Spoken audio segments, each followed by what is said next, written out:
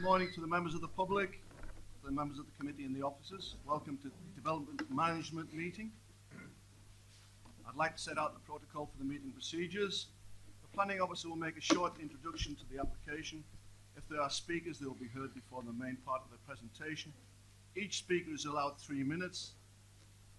They will not be allowed to speak again on the matter. If there are no speakers, there will be a full presentation. After the presentation, a structured debate will begin. At the end of the debate, I will ask for a vote on whichever proposition is put forward first, be it in support of the recommendations or against. However, if a deferment is put forward, I'll take the deferment vote first.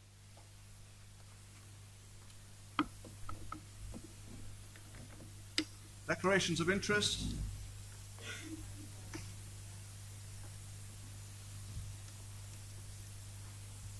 That's Wilde.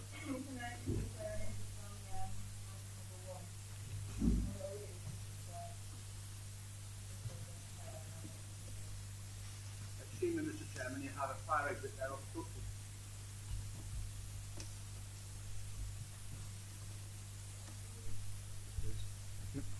Confirmation of minutes? Or still on declaration of interest? Sorry. Okay.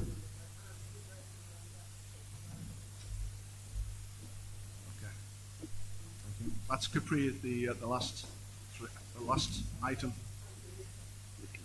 Confirmation of minutes. Do we have a proposer and a seconder, please?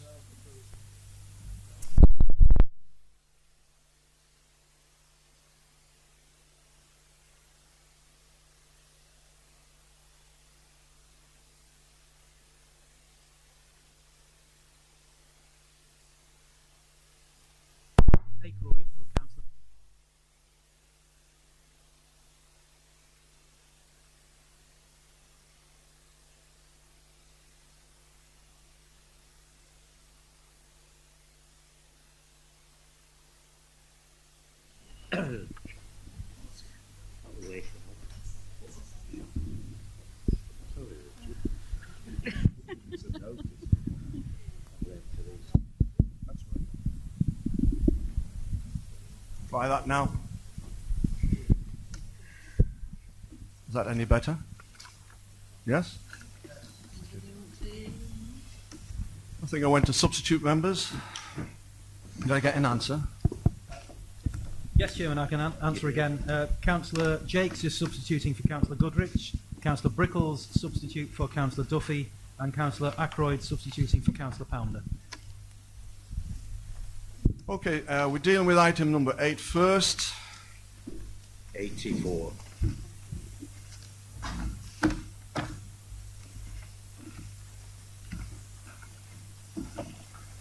Now, before the planning officer does any introduction, the legal officer is going to make a comment.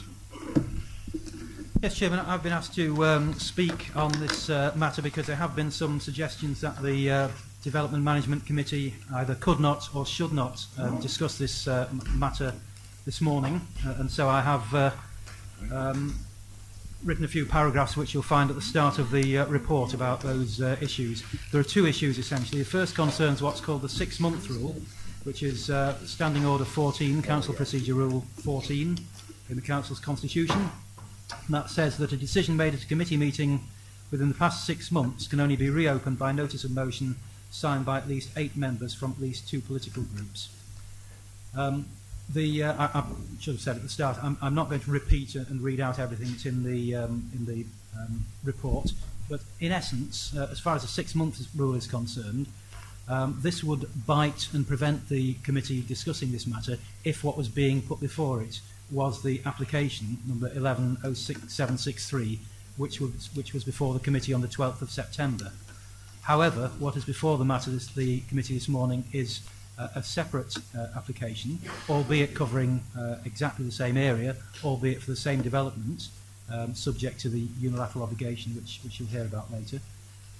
So that is a separate entity, so the 6-month rule, or at least my advice is the 6-month rule does not bite in this instance, and so the committee can hear that matter without the 6-month rule preventing them doing so. The other matter is Section 70B of the Town and Country Planning Act 1970. That gives the authority, the local planning authority, power to decline to determine an application in certain circumstances. One of those circumstances is that a similar application has been refused by the authority and the time for appealing under Section 78 of the Act has not expired. Clearly that is the case in relation to this application, and so the committee does have a discretion under Section 70B to decline to determine the application. In common with all other matters where a local authority has discretion, that discretion is not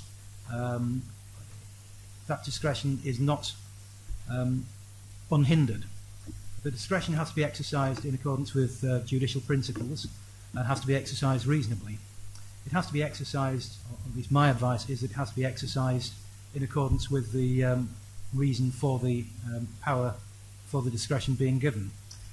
The Section 70B discretion is designed, and if you examine the debates in Parliament, etc., about when this was inserted into the 1970 Act, it was designed to deal with a situation where, by making repeated applications, an applicant is wrongly trying to wear down the resistance of a local planning authority. The problem with characterising this application as such an application is that the application that's before you was discussed with planning officers by the applicant, and there's nothing wrong in itself with that. It's part of the function of the planning officers as well as the local planning authorities to seek to make development which is unacceptable acceptable, so there's nothing wrong in that. But it was discussed with the applicant, and the applicant did put the application in as a result of those discussions. So it would be very difficult to characterise this application as one that's being wrongfully used to wear down the authority. So in those circumstances, my advice to you, Chairman, and to the committee is that it would be dangerous to use the Section 70B discretion to not determine this planning application. In other words, there will be a possibility of successful challenge in the courts if the committee did use that discretion. Having said that, it is a matter for the committee. The discretion is there to use, and the advice on whether or not to use it in full is down in the committee papers, Chairman. Thank you. Yeah. Councillor Armitt, you were first. Just quickly wants to clarify. You said that whilst it's the same as the land and the same application is for application, why does changing the number make it? Because what you're asked to decide is the fresh application. You're not, what the committee didn't do when they made the decision, and couldn't have rightfully done in any case, what they didn't do is make a decision to not grant planning permission in respect of any application that might come forward in future for the land concerned, and didn't take a decision to not grant planning permission not grant planning permission for an identical application. It couldn't and shouldn't have done that. This is a different application, and so it falls to be determined unless the committee exercises its discretion under Section 70B of the 1990 Town and Country Planning Act. It's not taken from a different number. No, it's given a different number because it's a different application. Keep going, Tim. Councillor Speak. Thank you, Chairman. Everything is just identical to what we had on the 12th of September. I'm trying to understand what you're saying, Mr. Curtis, and I'm not that intelligent. I do not understand really what you're saying. But if it's before this committee because the officers have given the applicant reassurance that it would be better to come back, then I would like to propose that we don't deal with this application today because it's the committee that should make those decisions and not the officers. And I do not think, and I would like to propose that we do not discuss this application today because 6 months has not lapsed since it was last seen in its entirety before this committee. And I am quite annoyed and very disappointed that it is here before us today. And I hope I have a seconder. You do. Right, so under the 70B discretion, you're proposing that we decline to determine the application. Yes. And I'll second that. right. Okay. It just seems wrong to me, Chairman, that it's here before us today. Right. Okay. Chairman. Councillor Fylde. Well,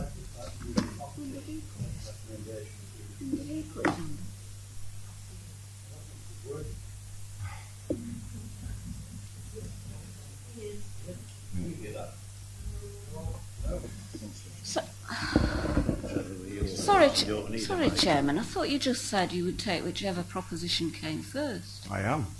Oh, Oh, it is democracy. I got a second. Councillor Nolte seconded. It is democracy, Councillor Nolte. yeah. After all. Hopefully. It was just that he said, I would like to recommend the officer's recommendation. Oh, sorry. Go on. Mr. Chairman, I appreciate why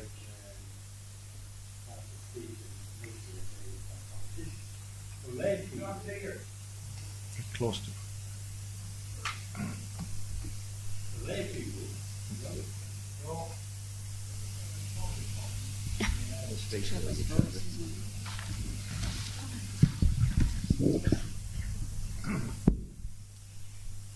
Right. For lay people to understand the legality of this statement made by the legal officer, I appreciate it is difficult, and it took me several times to read the report to come to a conclusion. But is it the right of individual members, lay people around this committee, to ignore legal advice when it's extremely clear? The legal advice is clear, it's definitive, and you had the caveat that if the committee decided this morning not to determine the application before us, that would be dangerous. This is the words of our chief legal officer. It would be dangerous and open to legal challenge. I am here. We, as a planning authority, have professional officers to give us advice. And when I get that sort of advice by our chief legal officer, I have no option, even though sometimes I might consider it to be irrational. If it is the definitive legal advice, I have no option but to go along with it. And that is the reason why I move approval that we do deal with this application today.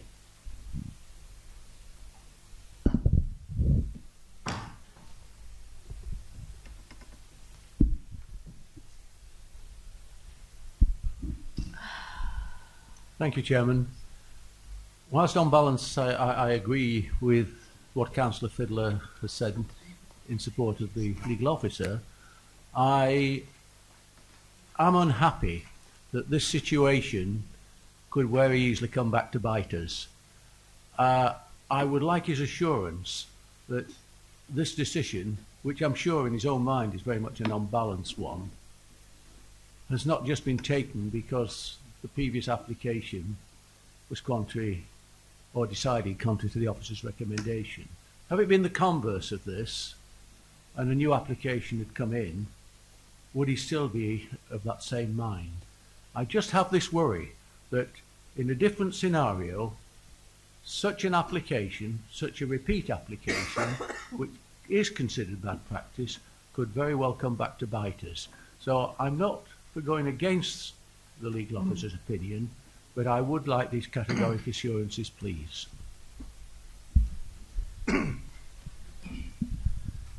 Chairman, the circumstances of which might apply in some future scenario may be different, but I can certainly say if the circumstances were the same as this application, then the advice would be the same.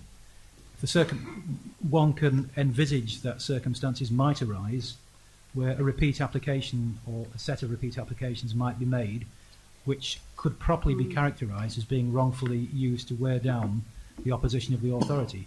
In those circumstances, the advice may be different, that the Section 70B discretion could properly be used. But in circumstances like this, the advice would be the same, that the Section 70B discretion would be a dangerous tool to use. Okay, Councillor Nolte and Speak have proposed and seconded, and I'll just read out what Councillor Speak and Councillor Nolte are in favour of declining to determine the application under the 70B discretion statement. The reasons Chairman. being, The reasons being that it was determined in September. yes, Yes. and I believe that the committee is being worn down Yes. deliberately. Yes. Chairman, am I allowed to speak, Chairman? Yes, Councillor Yes, Nolte. thank you. I mean, this is what I want to examine, and where, obviously, you know, I've gone through this 70B bit for well, nearly 3 months now, and I've read everything that there is to be read about it. And I just don't understand where does no mean no? If we've said no, we've said no in the for the first application. We had an appeal. The decision was no. The Secretary of State backed that up. We then had another application, and the decision of this council was no. So you can say that's 2 or you can say that's 4 decisions. But where does wearing down start and finish? Because how many times can somebody come back with the applicant themselves have admitted that this is a resubmission of application 110763. That's what it says on all the paperwork. The residents received letters that said simply resubmission of this application. It didn't even say that there was an additional thing about a unilateral undertaking. It didn't say, it described it simply as a resubmission. Now, how many times then can this be resubmitted? How many times do we look at it? That's what I don't understand. And I also object that the decision was to accept this application was done by the officers. Now, I accept that perhaps this hasn't happened often, but the decision is not delegated. It is this committee's decision to make. You're quite right. And that's where it should have started. It shouldn't have started with the application being accepted. It should have started here. Okay, Mr. Evans, you need a microphone. Yep. Chairman, just to clarify from what Councillor Notter is saying, the discretion set out in section 70B of the Act is a discretion not to determine the application, not to not accept it. Right. So your officers had no choice but to register the application and continue to determine it. The power to not determine it rests with this committee, which is rightfully being considered here today. And that is a decision of this committee. But the power conveyed to the local authority in section 70B is the power not to determine the application. Okay. Chairman, that seems fairly straightforward to me. Yeah. Oh, well, look, ladies and gentlemen, I think really we need to vote on this. I'll just go through. Mr. Chairman, I'm having your hand up to speak. You're supposed to make a note of who wants to speak. I've had it up twice. These meetings are a shambles. They go on all day. It's needless. Thank you, Councillor Collins. It's time we had a reasonable chairman in that chair. Thank you, Councillor Collins. Thank you. Can I ask the officer, the legal officer, is this not a repeat application purely simply because of this legal undertaking?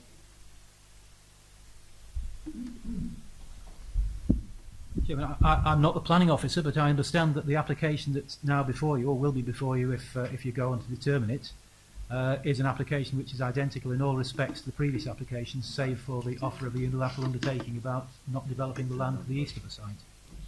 Right, Mr. Chairman. We're told when we look at applications, we're looking at what's before us, not what might happen next door, next week, on another pot of land. We're looking at the application before us. Now, this unilateral undertaking, it's either worth the paper it's written on, or it's not. Either there's a way around it, or there's not. If there's a way around it, it's not worth the paper it's written on. If it is binding, we've already been told we've got to take account of what the officers say. If people look on page 88, halfway down the top paragraph, a summary of officer recommendations. It says the clear steer from government, blah, blah, blah, that the delivery of housing is a major national priority and the barrier should not be placed in the way. By accepting this unilateral undertaking, you're putting a barrier in the way of the rest of the site being developed. So we shouldn't accept it. That's what the government said. Now, what I propose, we defer this item to give our MP to come down here to explain to the good people of Wesson, to explain to us what are we supposed to do with the mess that we're in, the absolute mess we're in. I propose we defer the item and ask for the MP to come next week. Thank you, Chairman. I have to say to Councillor Collins that in his criticism of your chairmanship, in terms of the meetings going on too long, I have to say very strongly that Councillor Collins is obliged legally to listen to his professional officers. And when you get such a professional steer from our Chief Legal Officer, then it is not up to him to use a layman's argument to try and counteract that legal decision. I am sure this debate around this table will go on for some time, but it is needless because you've had that professional input which we, as a planning authority, should adhere to.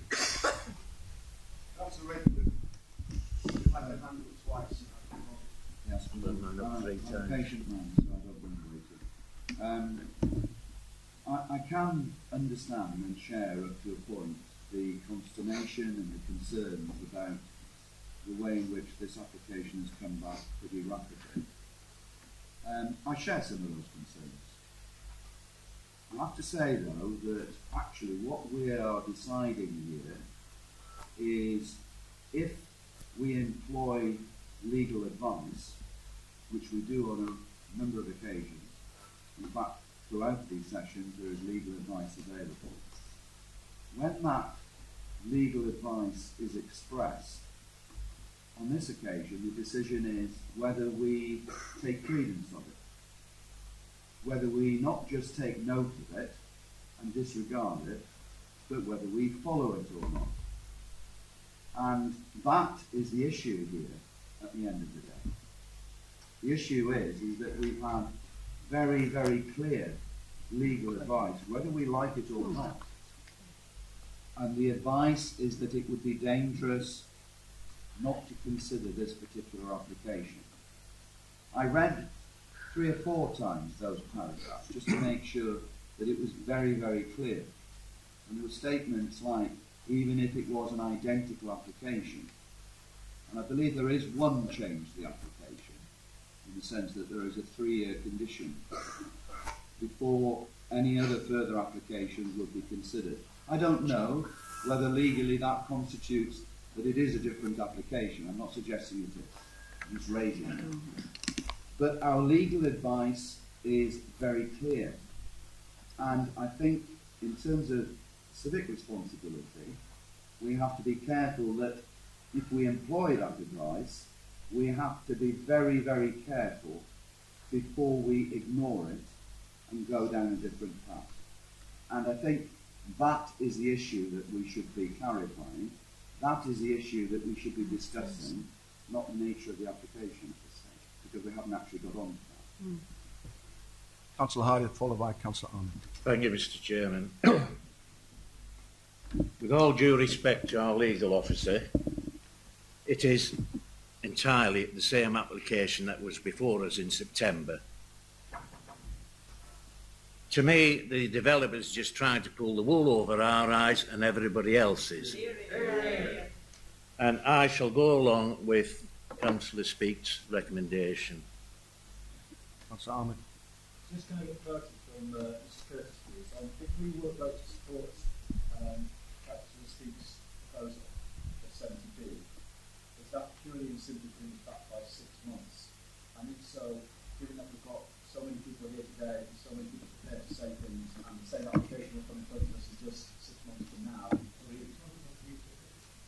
so 5 months from now, are we just putting a 5-month delay in and all the cost expense for everybody to be here, or something that we know that it's exactly the same appeal in 5 months' time? Is that what we're voting for?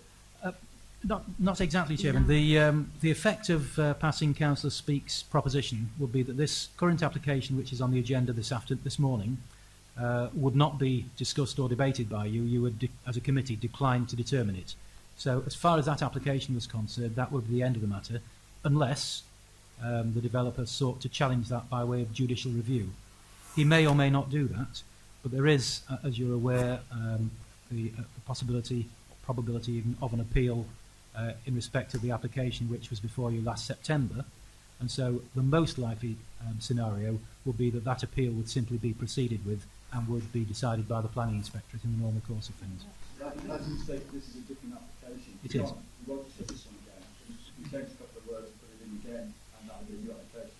If the applicant sought to have the application made another application, another identical application, then you would have the same issues about using the section 70B discretion about in respect of whether to deal with that application or not, if and when such an application came in. So we can either sort this out today, or we can defer it until that comes to the Yeah, there seems to me, Chairman, with respect, two propositions on the table, or one which you've got on the table and one which will come up after you've dealt with that. There's a proposition from Councillor Speak, seconded by Councillor Nolte, which is to use the section 70B discretion to decline to determine, and that would be an end to the application before us. Then there is, as I understand it, Councillor Collins has given notice of a further proposal, which would be to defer consideration pending clarification from the MP. Now, that would not need to be discussed if the committee accepts Councillor Speak's proposition, because they would have declined to determine the application. So there's two. There's Councillor Speak's. If that succeeds, end of matter. If that doesn't succeed, you have Councillor Collins's proposal, assuming it's seconded, to defer the matter. Assuming no further proposals come forward and assuming those two are lost, then you would go on to discuss the merits of the application itself. Sorry, Councillor Speaker. Can I just say that because planning today is changing week by week, numbers and figures are changing, and constantly we're all baffled by housing numbers and whether we need more houses, don't need more houses. I think we need breathing space. I think we need that 5 months. I think the applicant should come back in 5 months and not now, because it's only right. It is wrong what is before us today, and that's why I think happen. I understand your sentiments totally. Because it changes Totally. every month. The government's it's changing. However, you've heard the legal officer.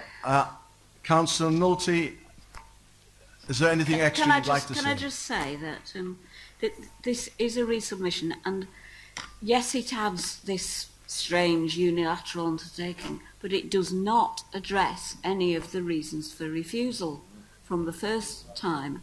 And I think that in itself, if it had come back and it had addressed how it would, I don't know, but if it had addressed the actual reasons for refusal, then I could perhaps go along with it. But there is nothing different in this, except, as the legal officer said, about things that we could not have discussed. We could not have discussed the piece of land next to it or used it as a reason for refusal. That was not within our gift. It might be part of what was talked about, but we could not use that as a reason for refusal. Now, I'm concerned that we are just looking at exactly the same application. No, and as far as members of the public worrying about whether they've come here or not today, I'm sure they'll be very happy for this not to be heard today, because I know a lot of these members of the public, and I know that, like me, their first reaction was, how can they possibly do this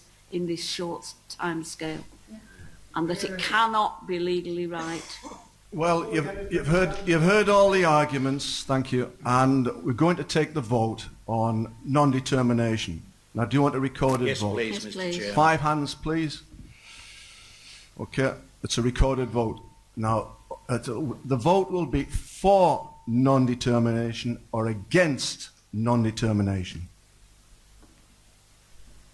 Now, it's negative, that, isn't it?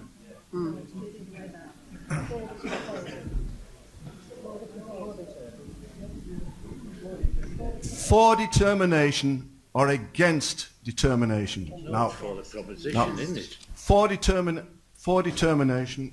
What do we call it? Yeah, gotta be for Chairman, the it's about the proposition, Mr. proposition, Chairman. not... It's got to be the proposition for.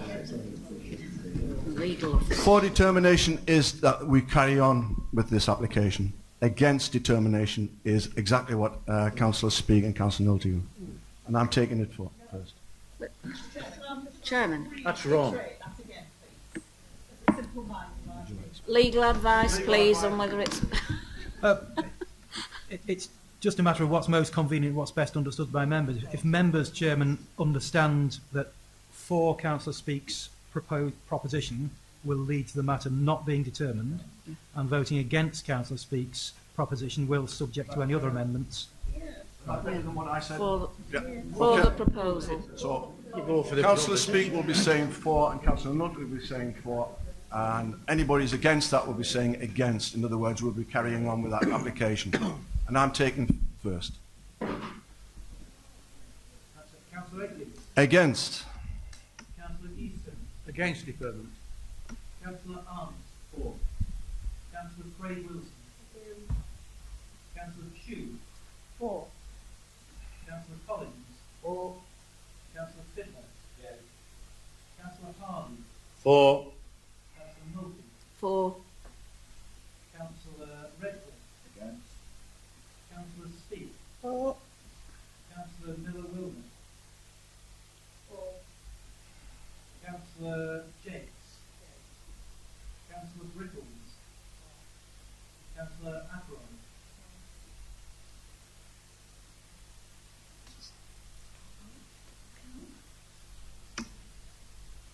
I think so.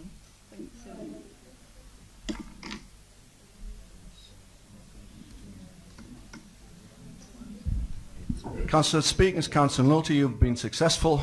It's not going to be determined today.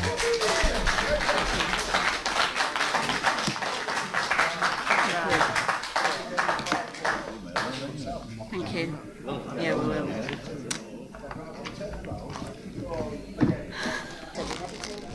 Right, members, we're dealing with item number 4 first, which is on page 25.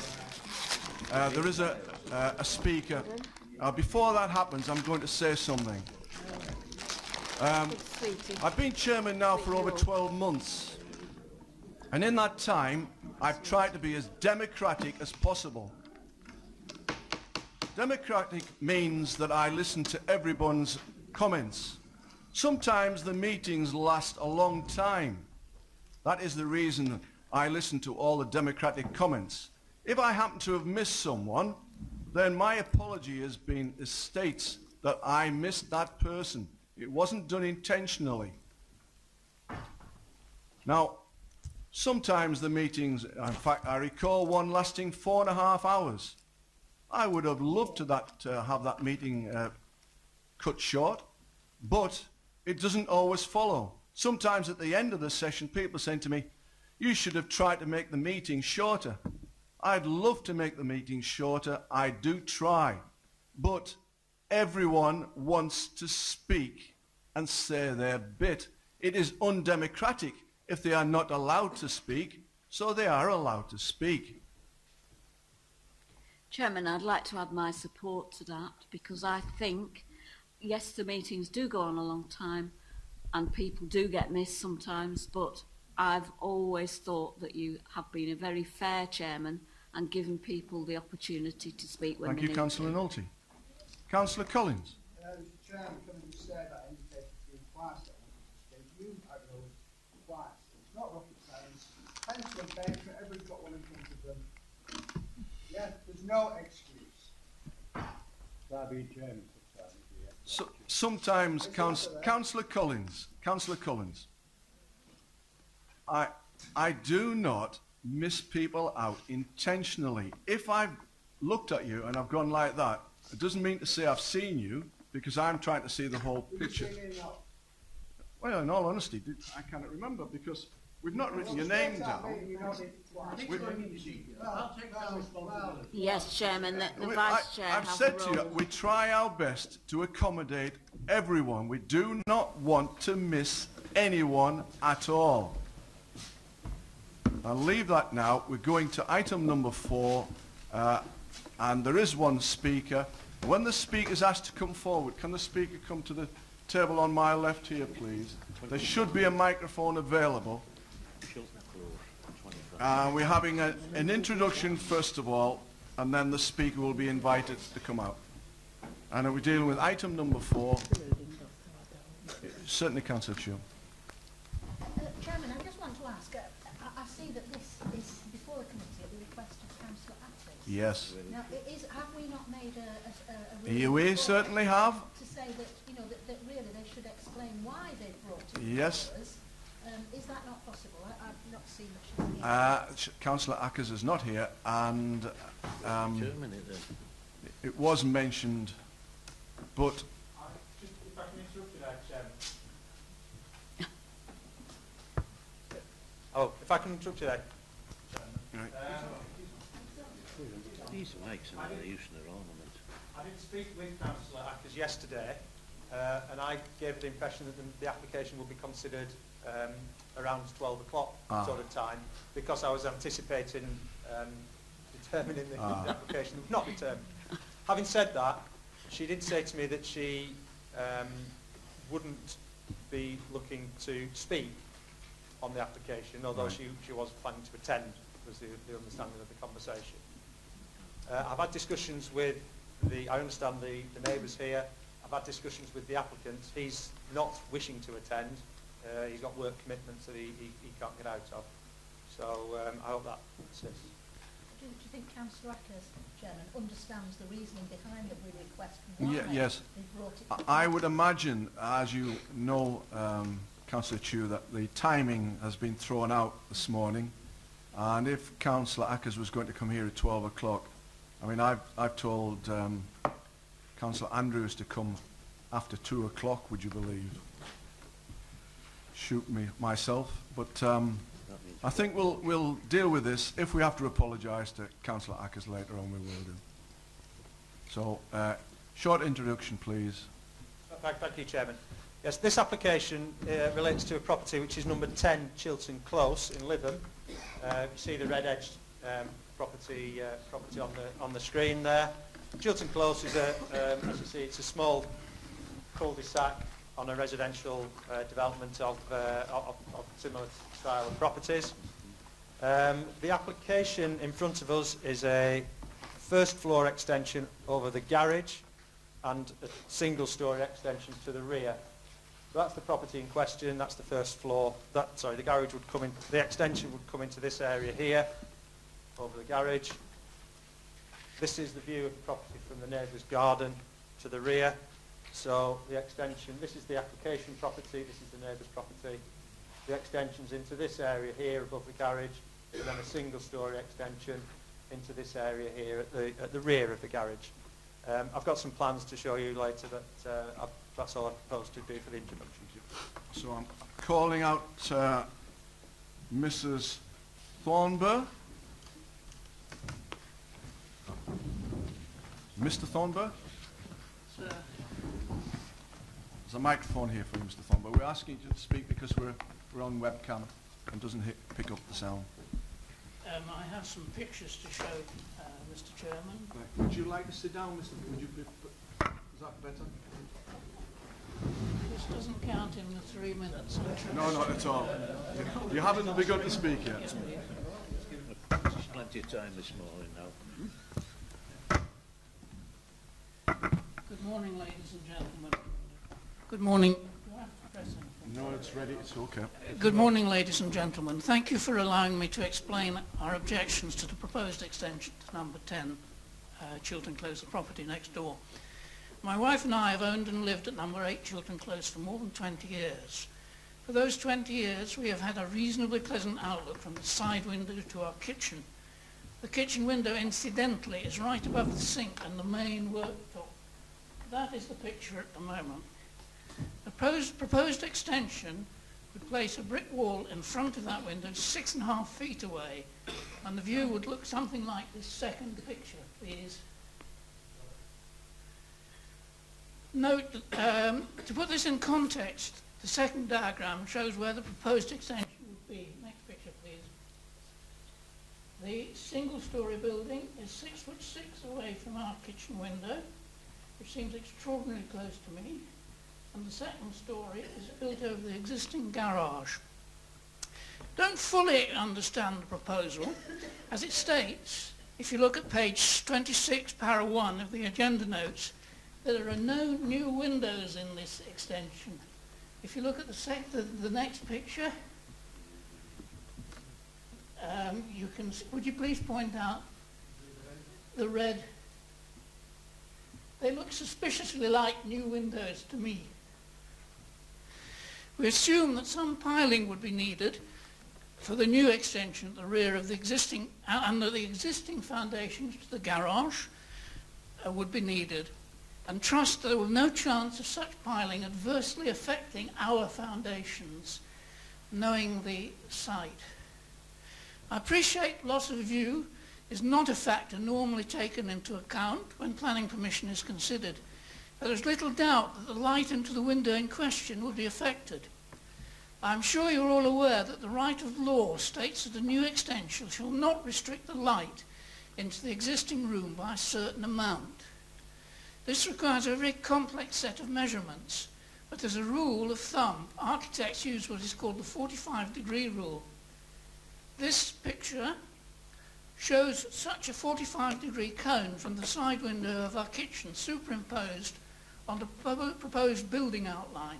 Significant intrusions can be seen both at the top of the bit above the garage and the side of the rear extension. I agree that this side window is not the only light source into the kitchen, and this makes reduction of light an even more difficult thing to assess. Probably the answer will only emerge if and when the new extension is directed, and it will be too late then. Mention is made of the conservatory to the rear of our building, but it wasn't pointed out that this does not have, this has a plastic roof. I think you can see that there are sufficient indications that the right to light will be affected, and the building is extraordinarily close to our kitchen window. I therefore submit that it should be rejected. Thank you. 3 minutes goes very quickly. Does it?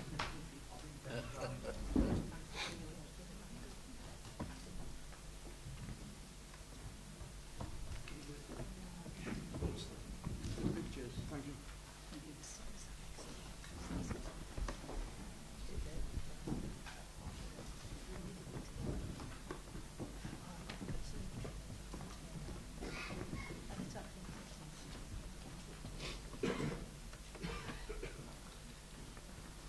Okay, here's the plans for the proposal as it's before us today. If I perhaps remind you of the photograph of the property. So we're looking from the Chiltern Close street scene. It's the property with the car in the drive there. The proposal is to come above that garage with the extension which appears like that.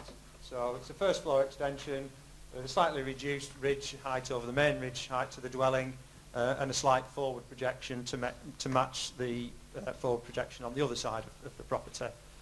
The second element, looking to the rear elevation, is a single-storey feature to the rear of the garage.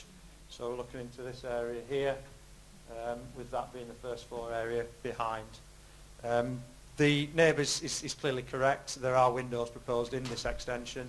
The report is wrong in that respect, although I suspect that the officer writing it would intend that there were no side-facing windows in the extension. The windows, as you see, are front and rear only. That's the side extension, so that shows that there's, whilst there's a roof light to the rear extension here, you've got a blank gable at ground and first floor in the extension. When the application was first submitted, it was of a different design to this one. It was for a two-storey extension to the rear of the garage. So the garage roof remained as it is now, and we had a two-storey extension to the rear. So on plan view, looking down here, this area here was the extension. This is the boundary with the neighbour's property, and his window would be just the other side of that fence, as illustrated in his photograph. The case officer looked at the relationship and felt that a two-storey extension in such a position was an unacceptable relationship to that neighbour. And that was put to the architect, and the revised plans that are now before us was the result. The extension has been moved been reduced in size from a two-storey to a single-storey in that more crucial point, and the first floor accommodation has been moved to the front of the property, where it has a much lesser impact on the light to that window, that kitchen window, which, as has been explained, is one of two light sources into the room, with the other being to the rear elevation.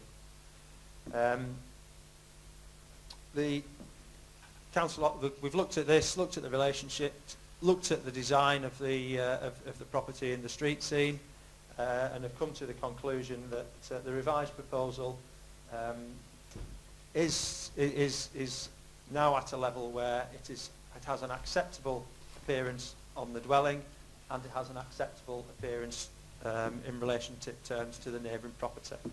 As such, the application is before you, recommended for approval. Thank you, Chairman.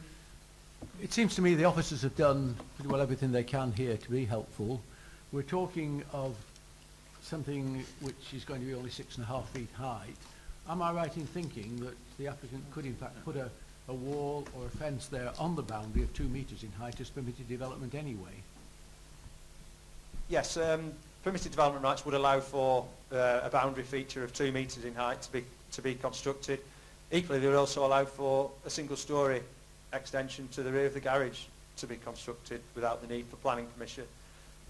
This work needs planning permission because of the first floor element rather than because of the single-storey element that's causing concern to the neighbour. I think with that information and the revised plans, and also the fact that these are secondary windows, I guess even the right of lights has shown the 45-degree angle isn't affected by the single-storey development. It's more affected by what exists already as two-storey development. I think for all of these compounded reasons, I propose that we go along with the officer's recommendation.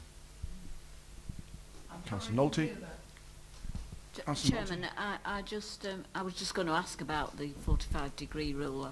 I presume that has been addressed, but there's also the secondary window, which gives that light. So I really think that we should go along with it, but I'd be interested to see if the 45-degree rule had been applied.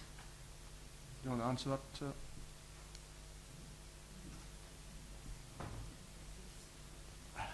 The 45-degree rule is something that is used by some authorities in terms of assessing the potential impact of development. It's not something that's used by Fylde Council. Our design SPD, our planning document that we have with Blackpool and Wyreborough councils, sort of doesn't include that as a sort of a criteria for assessing extensions. That's not to say that we haven't looked at how this could impact on that property. You'll see from the design that we've got here, in terms of the element that is nearest to the neighbour's window, the extension is designed with a hipped roof to reduce the impact as much as is possible. Yeah. And we feel that we've got to the tipping point where the initial proposal was unacceptable. This proposal is now acceptable. I'm happy to second if it hasn't been seconded. Councillor Hardy, did you have your hand up? No, I didn't, Mr. Chairman. No, I did. No. The speaker that came up to the front, Mr. Peel, you're not allowed to speak again. I did say that at the beginning of the meeting. No, Mr. Peel, so we've had a proposer and a second, Mr. Councillor Ahmed. Quick one. If Councillor Ackers hadn't brought this towards us, this is some development we've just been determined by yourselves normally. I'll say to you now that this is one of the 90% which would be dealt with by the officers. Does anyone want to speak against? No. In that case, we'll go straight to a vote. All those in favour of the application, please show. That's unanimous. Thank you.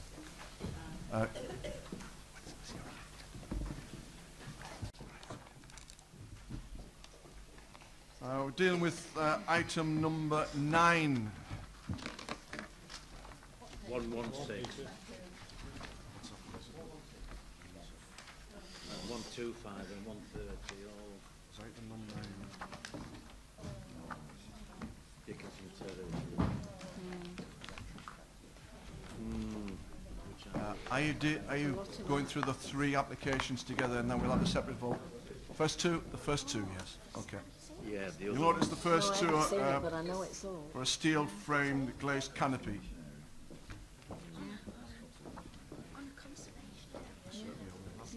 It's ridiculous. Chairman, committee, for perhaps ease of looking at this, we've got three applications for the same property in front of us on the agenda. The first application and the second application are for planning permission and listed building consent relating to a structure that's been that's proposed on the front of the premises.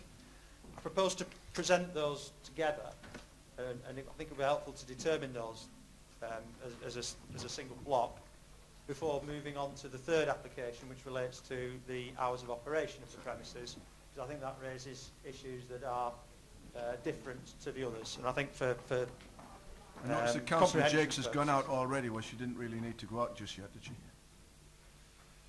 It's the last. It's the last item that you would. Do you want me to go and?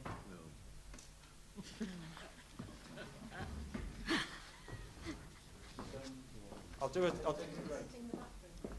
my presentation slowly while she's my introduction slowly.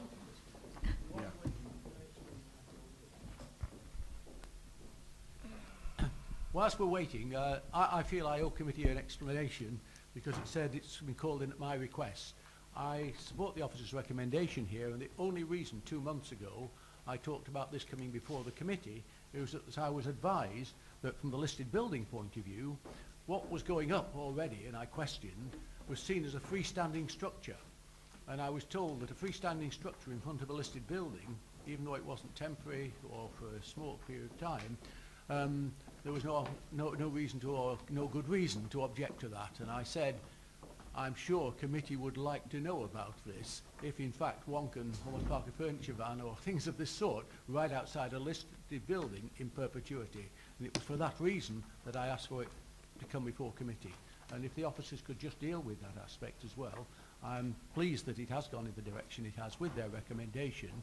And I've noticed that the building now is attached to each other. But at the time when this building was going up, I was told it was a freestanding building which could be permitted insofar as building regulation, as far as listed building applications were concerned. That's the reason my name's there. Thank you. All right. Short introduction on. Okay. Sorry. This property is number 4A, Dickinson Terrace. You see the red line there. It's in the town centre of Fylde. Got the square here. Dickinson Terrace comes round Henry Street, taps, both Pinos, Henry Bar. And you've got the heritage fence there, and property, and then the next door. The application property is a listed building, grade 2, and it's within the conservation area, as well as being part of the designated town centre.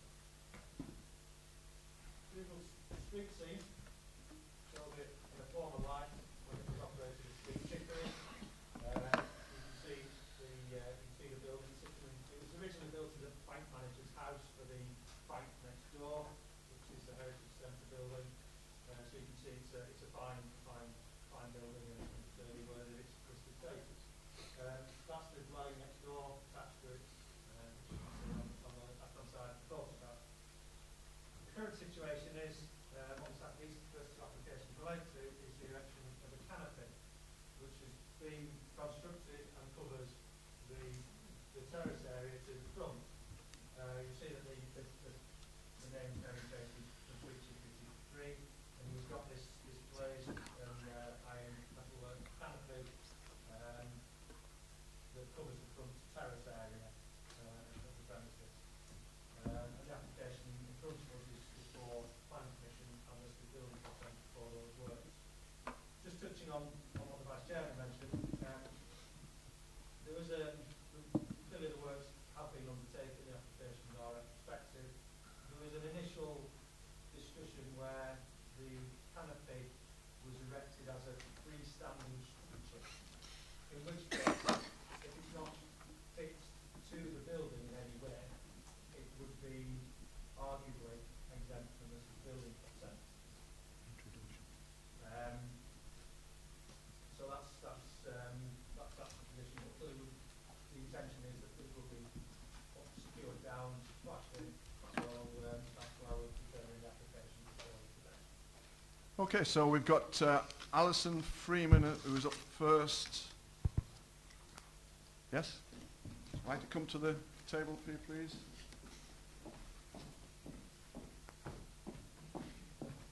And you're speaking on the same number 9 and number 10, so just say.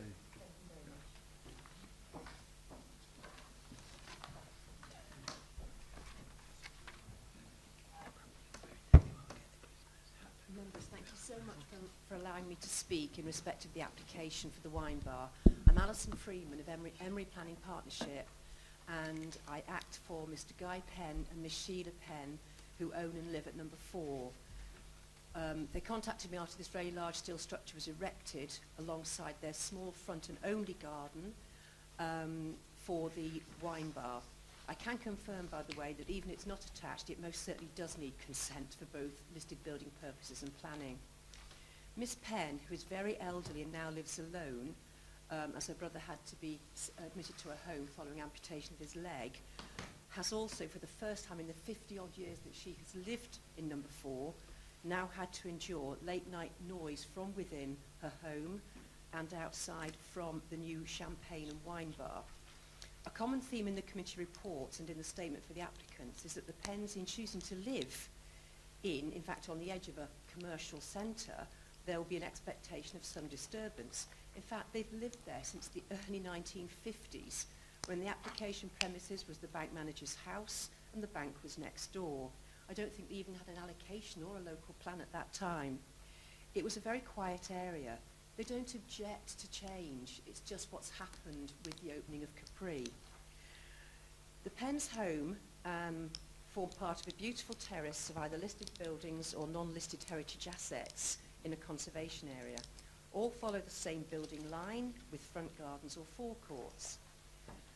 4A, as you know, is listed as a house. It was then used for offices and then a patisserie and bistro.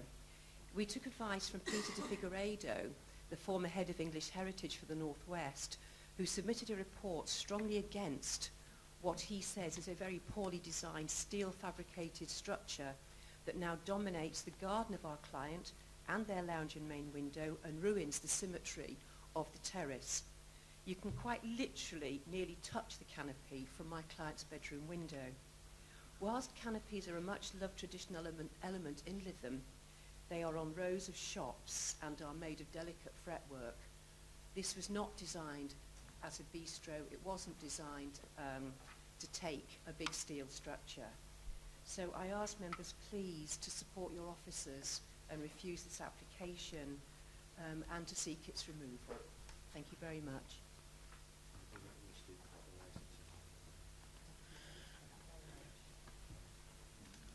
Okay.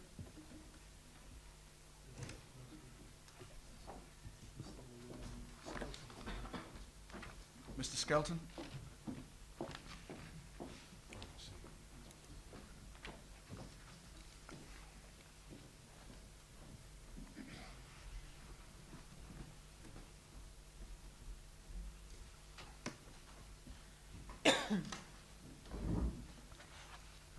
Thank you, Chair and members of the committee.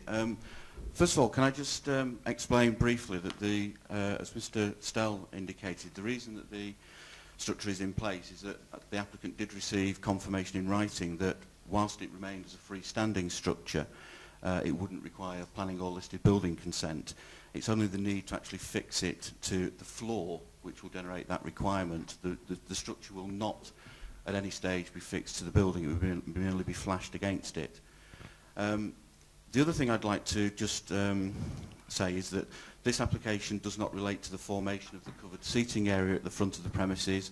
That area has planning consent and can lawfully be utilised up to 9 p.m. each evening, as can the premises be used as a cafe, bar, restaurant. An important factor that's not been mentioned is that planning permission and listed building consent exists and can be implemented for a slightly smaller canopy of a very similar type, construction and form as that before you. In fact, if you look at that picture, it would probably be narrower by probably 2 of the panels that you can see on there. That exists and can be implemented. And in granting planning permission and listed building consent in 2008 for that structure, the decision notice indicated that the approval was given on the basis of, and I quote, "The proposal complies with relevant plan policies and guidance and does not have an undue impact on the amenities of nearby residents or the visual amenity of the area." That policy framework and the context for this proposal has not changed. The only difference is that the canopy is, as I say, slightly wider. It doesn't have any impact on the fabric of the listed building. It certainly doesn't lead to any loss of any features on the listed building. The comments in the report about how the canopy, this proposed canopy would mask features on the building could be applied equally to the canopy which can be erected in any event, and we don't really understand those. I think you can see that the main features remain visible. It's a lightweight structure. It's not ever going to be physically fixed to the building, so it's a totally reversible alteration to this building. In terms of residential amenity, the structure itself, and that is the key thing, not the use of the area because that is permitted, the structure itself does not obscure light from the neighbouring property, it doesn't obscure outlook, and we don't believe that it has an unacceptable impact. This is a proposal relates to commercial premises in the commercial core of Lytham Town Centre, and the canopy is a feature which complements the character of the conservation area. And contrary to what Mrs Freeman indicated, there are similar canopies elsewhere in the conservation area. Not all canopies are of the traditional fretwork type. There are more modern ones similar to this. We think it's a perfectly acceptable proposal and would ask the committee to support the application. Thank you. Okay, Mr. Sam.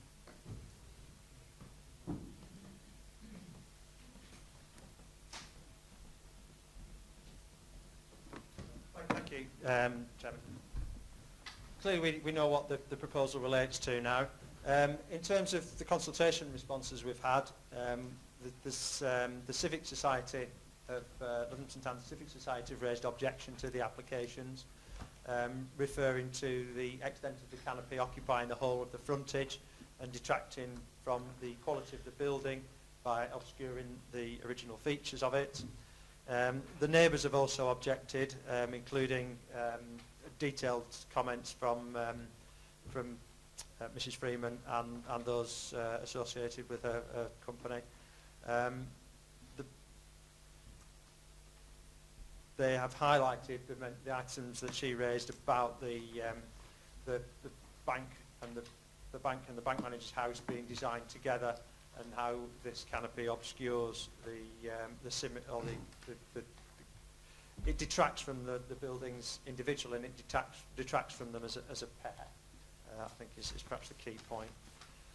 So in terms of the main issues that we're looking at is whether the structure harms the building, whether it harms the conservation area, does it cause any impact to the adjoining neighbour, and are any of those adverse impacts outweighed by the benefits that the structure may bring.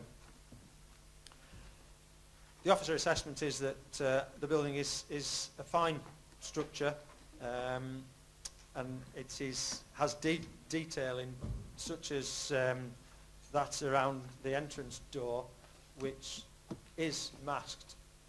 You see, you've got the you see the picture you've got there. If we zoom in, there's some quite ornate work around the tops of the bays and the cornices around the entrance door that are hidden, other than from being within the canopy. They are hidden from general view in the street scene. And we feel that the introduction of a structure of this scale in that area is something that does detract from the listed buildings,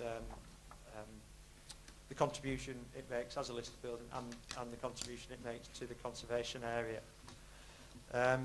The second aspect that we've looked at is the relationship to the neighbours. They have see again from this picture, their property is relatively close to the site.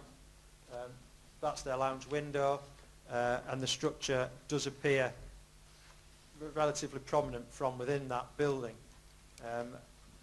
The projection is almost 5 metres, pretty much on the boundary, and as such we feel that it's something that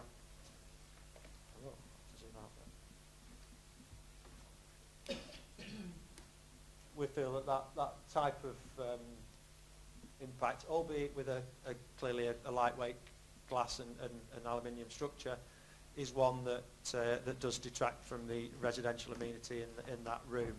So you'll see that there's a reason for refusal relating to that aspect as well. Just covering on to the planning history, as Mr Skelton referred to, there has been a previous approval for a canopy in this area. Just bear with me, I'm doing this a bit one-handed.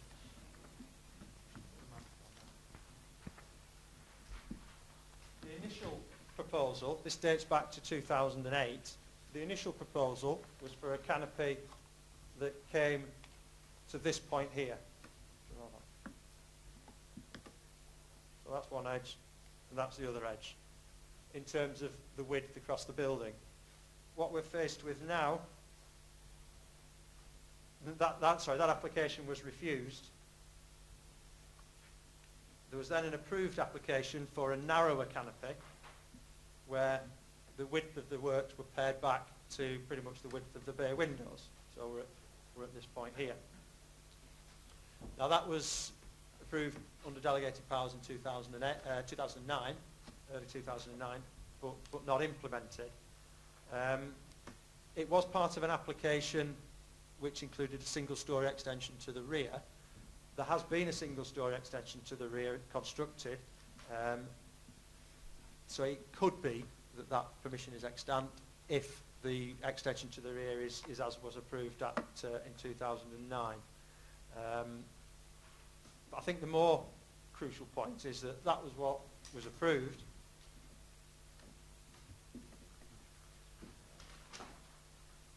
That's what's now proposed, where we're coming out to this point here, that point there. So further than was approved, further than was refused, and clearly covering more of the frontage and being closer to the neighbouring property. In addition, since 2009 there have been changes in planning guidance, in that PPS 5 was introduced, which gave greater weight to heritage assets, and the MPPF also gives greater weight to protection of heritage assets. So that the officer view is that whilst the planning history is always relevant, in this case there are mitigating circumstances that require us to, or enable us to, reach a different conclusion on this particular application. Chairman. Thank you. Well, members, you've heard that we've had an approval, a refusal. Now we're back to another scenario which is down for refusal. And you've got to look at the issues to the neighbours next door as well. Councillor Chu, I think you've put your hand up first. Yes, I have, Chairman. Put my hand up. Retrospective planning applications, as you know, always rub against me horribly. Also, it's very, very disappointing that somebody that has the honour, and I do believe it's an honour to have use of a listed building in a conservation as an area as beautiful as Lytham, should want to cause such damage and such introduce something so ugly to a very beautiful and attractive building. So what the civic societies had to say I fully support. I think our officers have really done an excellent job on this, because they've looked at all views, and as we should look at all views, from the neighbours, the difficulty that the neighbours going to suffer if this was to just be left. There are canopies in Lytham, and they do make an attractive addition to the street scene, but they are over shops. Yeah. They're not over what looks like, from every angle, a private house. The fact that it is a wine bar and a champagne bar is really a bit incidental to the look of the house. So I would like to propose that we support the officer's recommendation and suggest that that if the applicant wants to possibly come back with something smaller. I understand that they want to utilise every bit of space, and any commercial business wants to utilise space. Space is at a premium, and I can understand that they want to do that, and you want the business to succeed, but not at the cost of visually damaging and possibly actually damaging such an attractive building. Yep. So I would really want to support the officer's recommendation on this and would propose that this is refused. So you're proposing refusal. Yes. Are you proposing refusal for 9 and 10, which is virtually the same? Yes, 9 and 10, yes. I'll second that. Councillor Hardy, you're down to speak next. Thank you, Mr. Chairman. Yes, it is a listed building, and for the gentleman who got up and spoke, he did say there'd be no loss of any features to this building. Rubbish. You've got all this ornate frontage, what Mr. Stell showed us on the front of this, which is covered, well, it is covered now, and the general public are looking, they won't see all this, and as Councillor Chews rightly said, we want to keep and maintain these listed buildings in all the finery and not to hide things, and I shall go along with the officer's recommendation as well.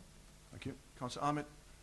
As we keep showing the picture of Street Chicory, one of the many businesses that have failed here in this building, and we're in the time of recession and we're trying to keep doing the best. This is the wine bar district of Lytham. It's a place that some of us spend an awful lot of time in. It's probably too much. And I think that's quite sympathetic when I've been there, and I do spend a lot of time around there, and it's quite a sympathetic change. In terms of the ornate frontage, now that it is an active living building, you actually can see it, because you get up to it, you go in and out it all the time, so it's a dead building. We've seen so many buildings in the last few months, such as the Codden, Kirkham, and the garage at Kingsway. Lovely buildings get smashed down because we can't make them work and we can't be working. I'd hate to see this building knocked down and turn into flats again because it failed yet again.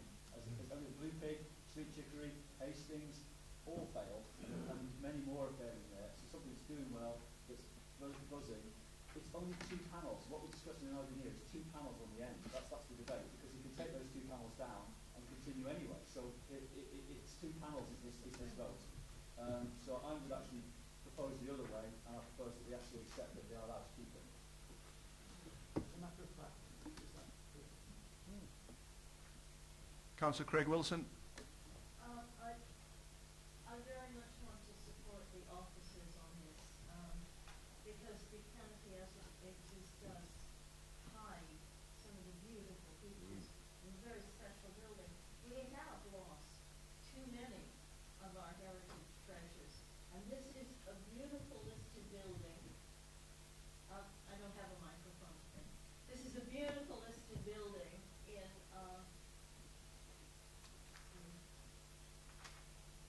This is a beautiful listed building in a conservation area, and it needs to be protected. Too often we don't.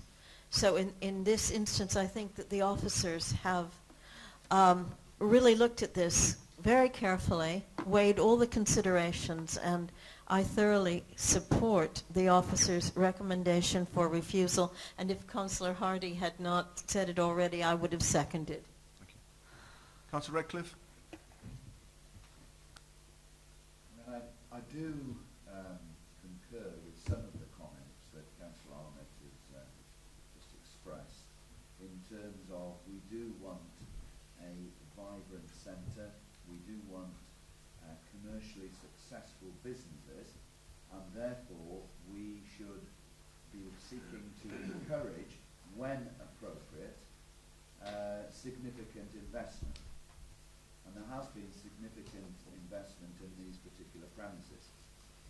But, and this is the important part, it can't be at any cost. And therefore, when you look at this building, it's a listed building, it's a conservation area, and you have to make the judgment, does this, inverted commas, improvement and extension to the particular facilities that they have here, does this compromise the integrity of the building. Now, in my view, I'm afraid to say, because I do want to encourage investment and improvements, it does. And therefore, sadly, I would have to say that the officers are right in their judgment that this should not be allowed. Thank you. Okay. Yeah, it's.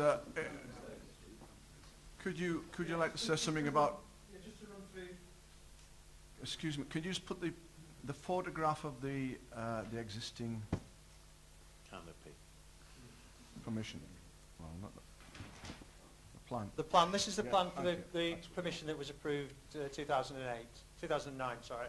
So obviously I've drawn on it now, but the canopy comes to that point there, lines up with the bay windows to the property. In plan view, you've got that. So the hatched area is the area that's covered by the canopy.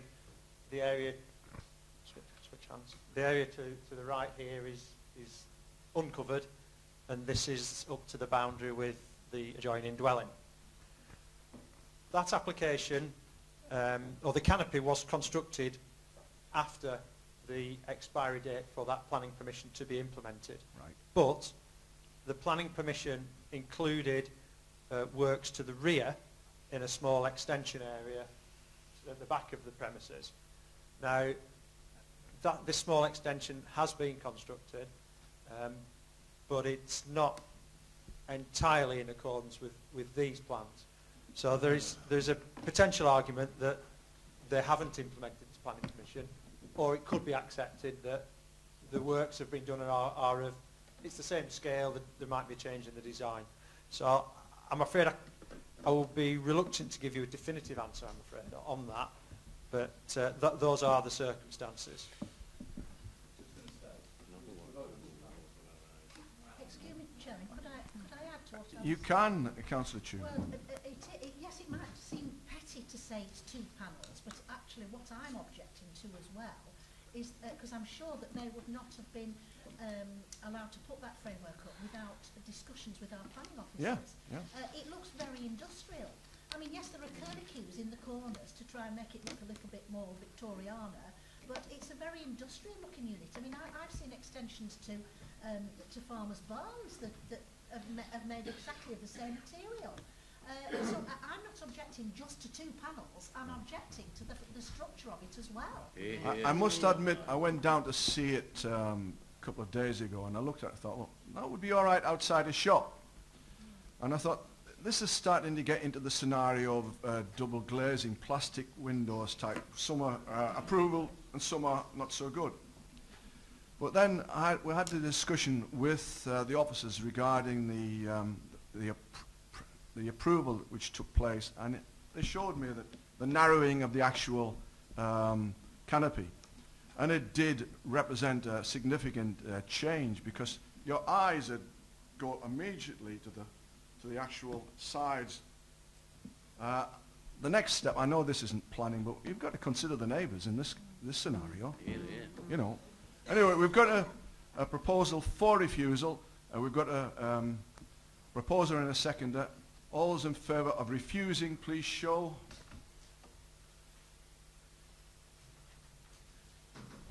That's for number 9. We'll do it again in a minute. All those against, please show. And that was for number 9. Number 10 is exactly the same. All those for refusal, please show.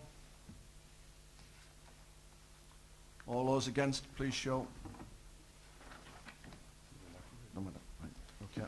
So that's been refused. We're dealing with the last section on that particular item, which is regarding, and Councillor Jakes is now exercising her. Yeah. We'll deal with this item before we have a break.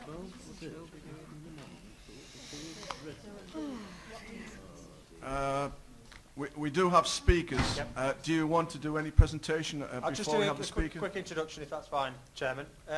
Obviously, we know where the premises are.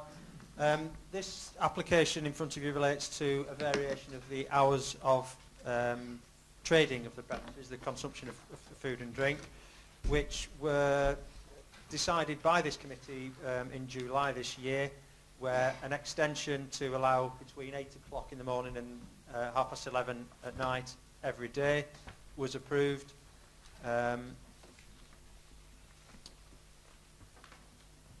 With a restriction on the inside to be, and a restriction on the area under the canopy to cease consumption of food and drink at 9 p.m. each night. This application seeks to push the internal hours back to midnight on Fridays and Saturdays, and allow the external area to be operated for the same times as the inside. Now, I understand that the premises license was approved on Friday the 14th of this month until 12:10. Yeah, with the this property operates under planning permission. It also operates under a premises licence. An application to vary the premises licence was made at the same time as this planning application and was considered by the licensing panel last Friday.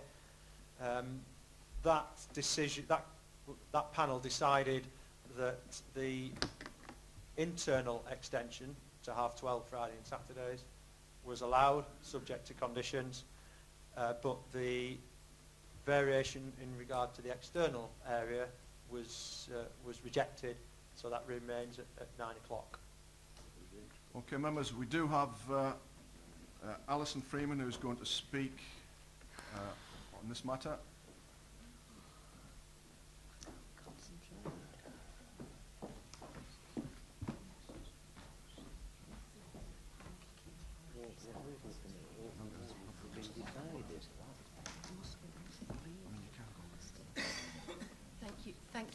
Thank you, members, and thank you for your decision on the previous applications. Perhaps the speaker who says he spends too much time, the member at Capri, should perhaps have declared an interest and not voted. The application before you is for a further extension of hours of what is now a full-blown wine bar on Fridays and Saturdays up to midnight, both indoors and outside. As you've seen, my client's home abuts the main restaurant, both inside and outside. Capri have been operating these extended hours, these late ones, for the last several weekends and intend to do so this weekend, over Christmas and for New Year, under temporary licences which are in clear breach of the existing permitted hours, which is 9 p.m. And as has just been advised, the licence outside was thankfully restricted again outside to 9 p.m. The Pens have never found problems when 4A was changed to offices and then to the patisserie and takeaway. This was a retail use, very well run, not a full-blown wine bar opening late at night. The operators of Capri purchased 4A some years ago and have always been aware of the lawful trading hours. They also, as you know, run Henry's just around the corner. If the rear extension is not in accord with the approved plans in 2008, then the consent is completely lost and they could not build a fallback. Amplified music is played on the terrace in complete disregard of my client's welfare. Now taxis queue up right outside the lounge and bedroom windows, and people drinking on the terrace are both clearly seen and heard from the house as the canopy is fully lit up at night. Restricting hours outside only will not ruin their business. As the agent himself has said, the existing use is lawful. Members, I ask all of you on behalf of the Pens and for other residents who live nearby to both refuse this application, to ask your officers to investigate how the premises have been able to become a full-blown wine bar, and to consider taking action to restrict the unlawful breach of use at weekends, which is occurring now and will occur over Christmas and over New Year. Thank you very much. Thank you very much. Speaker for the applicant, please.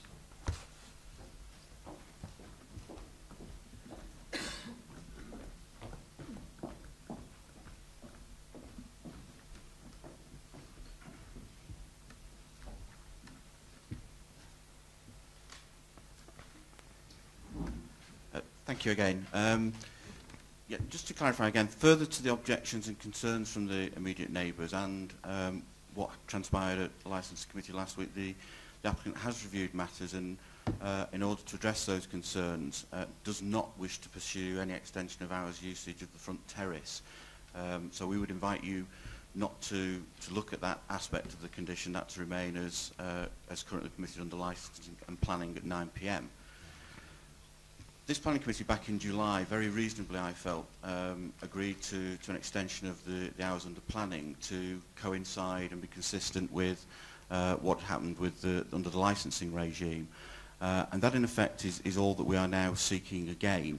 As your officers have clarified, the licence committee on Friday agreed to an extension of the licence on Fridays and Saturdays for the serving of food and alcohol to 10 past midnight. In order to be consistent, obviously, the planning condition we're requesting is 12:30, so that those final food, drink can be consumed on the premises. So that, again, we're looking for that logical consistency with between planning and licensing. Yet again, the officers have referred you to the previous appeal decision. And I noted that Mr. Stell, when he was referring to matters relating to the canopy, expressed the view that the situation had changed since that previous decision in 2009. This committee rightly recognised in July of this year that circumstances have changed in respect of these premises and this part of Lytham. The character has changed and evolved so that it's livelier and more active into the evening and the night time. And I think members will be aware, and perhaps Mrs. Freeman isn't, that the use of the area in front of these premises for taxis to park and pick up and drop off has been happening for many years and happened when these premises were not actually open and operating. So that's not an effect of these particular premises, it's an effect of what's going on in the wider area. A number of nearby premises have been granted licences and had planning conditions relaxed to trade beyond midnight and beyond 12:30 on Fridays and Saturdays. As far as we're aware, the Council's Environmental Protection Officer has not raised concerns or objections. The objector's agent indicated that they would submit a noise survey that was going to indicate problems and issues for the neighbours, and that has not been submitted, and one can only assume that if a survey was undertaken, that it didn't provide any evidence that would have supported refusal. Other regimes exist to safeguard local neighbour amenity, particularly licensing and environmental protection. The variation of the condition as proposed, simply to allow an extra hour of trading within the premises on Friday and Saturday, is vital if there's going to be a level playing field and consistency with what other operators have in the area. We hope you can adopt a positive and proactive approach as you did in July and accept this variation insofar as it relates to the extra hour on Friday and Saturdays within the premises. Thank you, Chair. Thank you. Mr. Stell.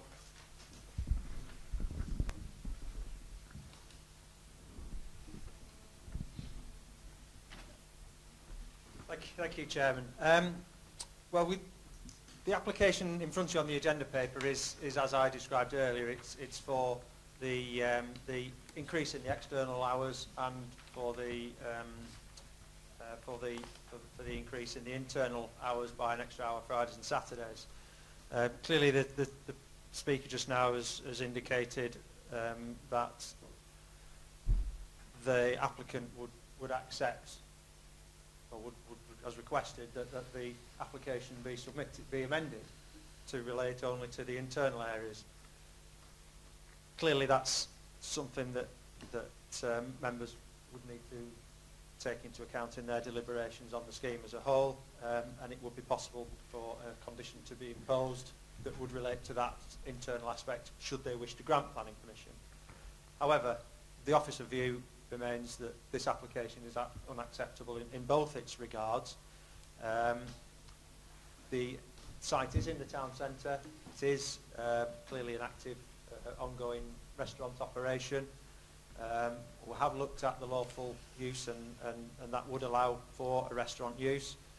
This application isn't looking to change it to a wine bar, and if there is a material change where it is being operated as a wine bar, as is being alleged, then that's something that would need to be subject to an enforcement investigation and action, irrespective of how we deal with this application today. Just to correct something raised by the second speaker as well, the Council's Environmental Protection Officers have raised objection to the application. see on the agenda papers that they're asking that the hours be remain as they were allowed by committee in July. They're the council's experts in this field, and I would be guided strongly by their position. It's really for those reasons that the application is in front of you, recommended for refusal. Yep. I don't see that I have anything more to add to that. Before I bring in Councillor Stew and Noty, the Vice Chairman would like to ask a question. Yes. Could I ask about the licensing officer's views on these applications? More often than not, when we have an application like this before us, we have the observations of the licensing authority. We don't seem to have it here, unless I haven't been given fully. But have the licensing officers been making the same recommendations to us as to the licensing committee, or did the licensing committee go off on its own? But I think the public perception must be very difficult when they're finding that we have a licensing committee that's going in one direction and we are being recommended to go in a different direction. So could you explain that as part, please? Yeah, I can, Vice Chairman. If you look on page 133 of the agenda papers, the Environmental Protection Team, who are the people who, that's where the licensing officers sit, they've suggested that if the hours were to be extended, it would be detrimental to the residential properties nearby, and request that the timings be retained as they are at present, i.e. a refusal of the application. They made similar comments to the premises licence application and attended the licensing hearing on Friday morning and gave evidence to that hearing to support the position that the current hours are the ones that they would like to see retained. So I don't think there's a difference in the officer view. Clearly the licensing panel have made a decision where they felt that the impact of extending the internal hours was acceptable, but that's a decision for this committee to make. Thank you. Councillor Chu. Thank you, Chairman. Well, once again, I'd like to propose that we accept the officer's recommendation. Again, this is a very clear report about how there is a conflict when you get a business area abutting a residential area. Mm-hmm. And this is particularly sensitive here because the residents that live next door, you know, it is particularly close. And I've always felt, being an early bird, I couldn't possibly live next door to that, to any of this commercial area, because you know, by 9 o'clock at night I'm fading, and by 10 o'clock I'm creeping off to bed. So I do have every sympathy with the neighbour. Again, you've got to create a balance between what is commercially acceptable and what is acceptable for residents, and I do think in this instance the officers have got it just right. Nobody wants to in any way inhibit the commercial activities on this site, but they have to take into consideration the sensitivities of their position. So really, in this instance, I really am happy to support the officer's recommendation. Thank you. Councillor Notley. Chairman, I'm just concerned about the conflict between the licence being given till 12:10. Yep. I know that there was a long discussion about this. I don't know what it was about, but I think this is an instance where we could have done with the chairman of that committee actually reporting on it, and she's declared an interest and left the room. And I think that doesn't make any sense because we don't know what they took into account. I'm also concerned that in this area, the other premises, I believe, have these sort of hours, and it just doesn't, you know, the residential area is all around there, and yes, you've got one neighbour that's particularly close, but I think, you know, I would go along with Tim in this, that commercially, if you've got one premise that's allowed to be open and another in a very similar area is not, I think the hours that the licensing committee actually confirmed would be appropriate. Externally, I go along completely with what's been said, but internally, I think we will be penalising this applicant unfairly if we didn't go along with what the licensing committee had recommended. Mm-hmm. Do you want to come back on this, Mr. Stoll, before I ask? Yeah, Chairman, just to cover that, there are other premises in the area, and if you look at the screen, you've obviously got this site here, you've got Henry's Bar here, you've got Portofino's here, you've got the taps there, you've got others.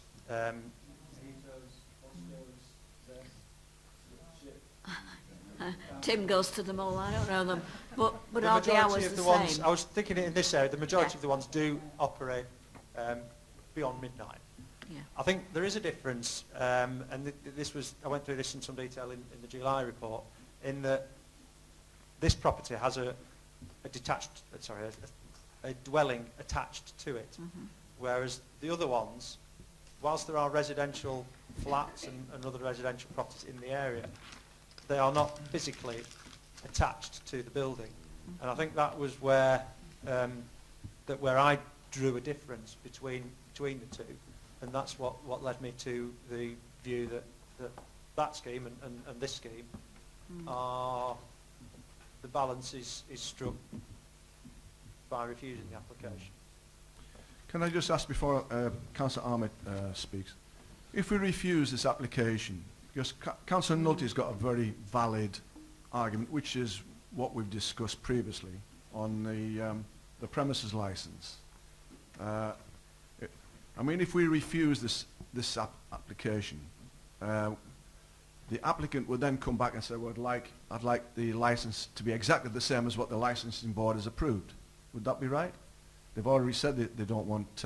well, the discussion this morning was that they were asking for the planning application to be considered on the same basis that the premises licence was approved. And you're recommending a refusal so that they have to come back again. Is that what you're saying? Well, I'm recommending a refusal because the view I have is that the premises licence was extended more than it should reasonably have done, taking advice from the environmental protection officers in their objections to the application. I think another thing that needs to be perhaps looked at, and I hope I'm not confusing matters too much, is that alongside the premises licence, there is legislation called for something called a temporary event notice, which allows for premises to operate beyond the hours approved by their premises licence for a number of it's restricted in the number of times you can do in a year, but it would allow for, for example, the outdoor space to be used for a number of events for the year, subject to going through the temporary event notice procedure. That's right. Okay. Councillor Ahmed? Yeah, again, on this, just as I've enough before, I reckon within 75 metres of this property there are 6 or 7 pubs, 3 or 4 takeaway outlets and 5 or 6 restaurants, which most of them are serving well after midnight, so I've been told. Yeah, we know you're there. But the rest of them I've spent my largesse around most of the living. And on that note, the taxis are there till 1 or 2 if you can get one if you're lucky. It's been like that for the last 10, 15 years around there. And if you look at the map that's up there, which is ideal that's up there, and you look at where Mojitos is, and Mojitos and Bob Henry's are almost working as nightclubs now, regardless of what they're meant to be, the way they're working. And right opposite the tax is a retirement home. Yeah. It's been there since the cinema got knocked down about 20 years ago. So we have precedent.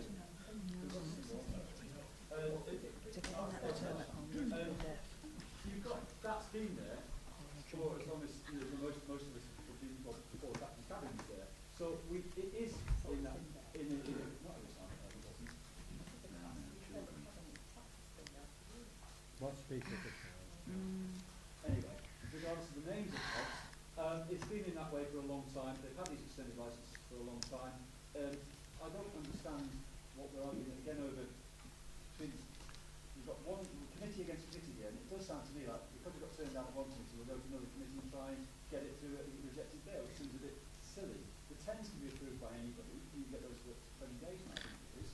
But I just think I would propose that we go against the refuse and we accept this. With the taking the 9 o'clock bit for the outside bit. Which is what the applicant has agreed on. Councillor Redcliffe? I'm I'm at a distinct disadvantage compared with Councillor Arnold. I don't seem to be operating with the same evidence base, but I make no apologies for that. I would have been very unhappy about the extension of the licensing for the outside area, and I am very, very pleased that that has been withdrawn. I am actually sympathetic with the request to extend on a Friday and Saturday night another hour till 12:30, because I think that provides somewhat of a level playing field in terms of other facilities in the area already operating under those sort of conditions. The question I want to ask, I think I've asked this before, is that would I be right in saying that once a licence has been granted, if it was to be granted, to operate until 12:30, that is not necessarily the end of the matter, that if that was proved to produce particular problems for the residents next door, and indeed anybody in this particular vicinity, particularly residents, then that licence could be reviewed. For example, in the additional hour, if that was to lead to unfortunate incidents and additional noise, and that was going to be detrimental to the residents next door and in this area, then surely the licence could be reviewed and could be withdrawn. And if that is the case, I would second Councillor Arnott's proposal to accept this, because I think this is a commercial venue. I'm being consistent because earlier on I did speak about the need for these businesses to be viable and to be competitive. And I think a Friday and a Saturday night internal extension until 12:30 would be reasonable and would be appropriate, subject to the licensing conditions being able to monitor and deal with any issues. Legal officers just want to speak. Yes, Chairman, if I can address Councillor Redcliffe's point, and then just a more general point about licensing, the licensing regime and how it interacts with the planning regime. Yes, Councillor Redcliffe is quite right. Under the Licensing Act, there is the ability for any responsible authority, which can include the Environmental Health Department, or indeed any member of the public, to ask for a licence to be reviewed. And if a licence is reviewed, then the licensing panel who reviews it have got the ability to change the conditions that apply to it, or even to withdraw the licence if it's appropriate to do so to pursue the licensing objectives. So yes, there is that safeguard in terms of licensing. In terms of the relationship between licensing and planning, a premise such as this needs both approvals to operate in the way which it wishes to operate. The licensing criteria are different to the planning criteria. The licensing panel, when they make their decision on a licensing application, have to have regard to the 4 licensing objectives set out in the Licensing Act, have to have regard to the guidance issued by the Secretary of State, and have to have regard to the Council's own licensing policy. Those are the criteria and the parameters they have to look at.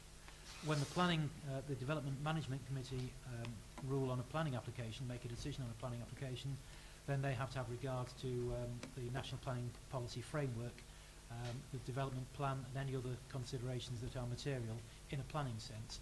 There is an overlap clearly between material and matters which the licensing panel have to consider, and the matters which the planning committee, the development management committee have to consider, but they are not one and the same. So it is perfectly possible for different decisions to be reached under the planning regime than under the licensing regime. The operator is bound by both, so that whichever is the earliest finishing time that they're allowed under the licensing or planning is the one that they have to adhere to. In other words, the fact that the licence allows premises to be open until midnight or 12:30 or whenever would not excuse them from being in breach of planning permission if the planning conditions said they had to shut at 11 o'clock, or vice versa. Vice Chairman. Thank you. The beauty as I see it of town centres like Lytham is that you do get this mix between residential, commercial, and that commercial takes different shapes. And now, this particular building started off its life residential. It then became offices, solicitors' offices, and then maybe 10 years after that it became an art gallery, and then it became an eating establishment. When you look around, you've got dress shops like Poppy's alongside residential properties. How far would we want that to go before eventually, if we take the hard line that I think Councillor Armitt is taking, we would say, once it's commercial of this nature, we should let it rip, like all the others, maybe within 50 yards of it. I don't believe that's right.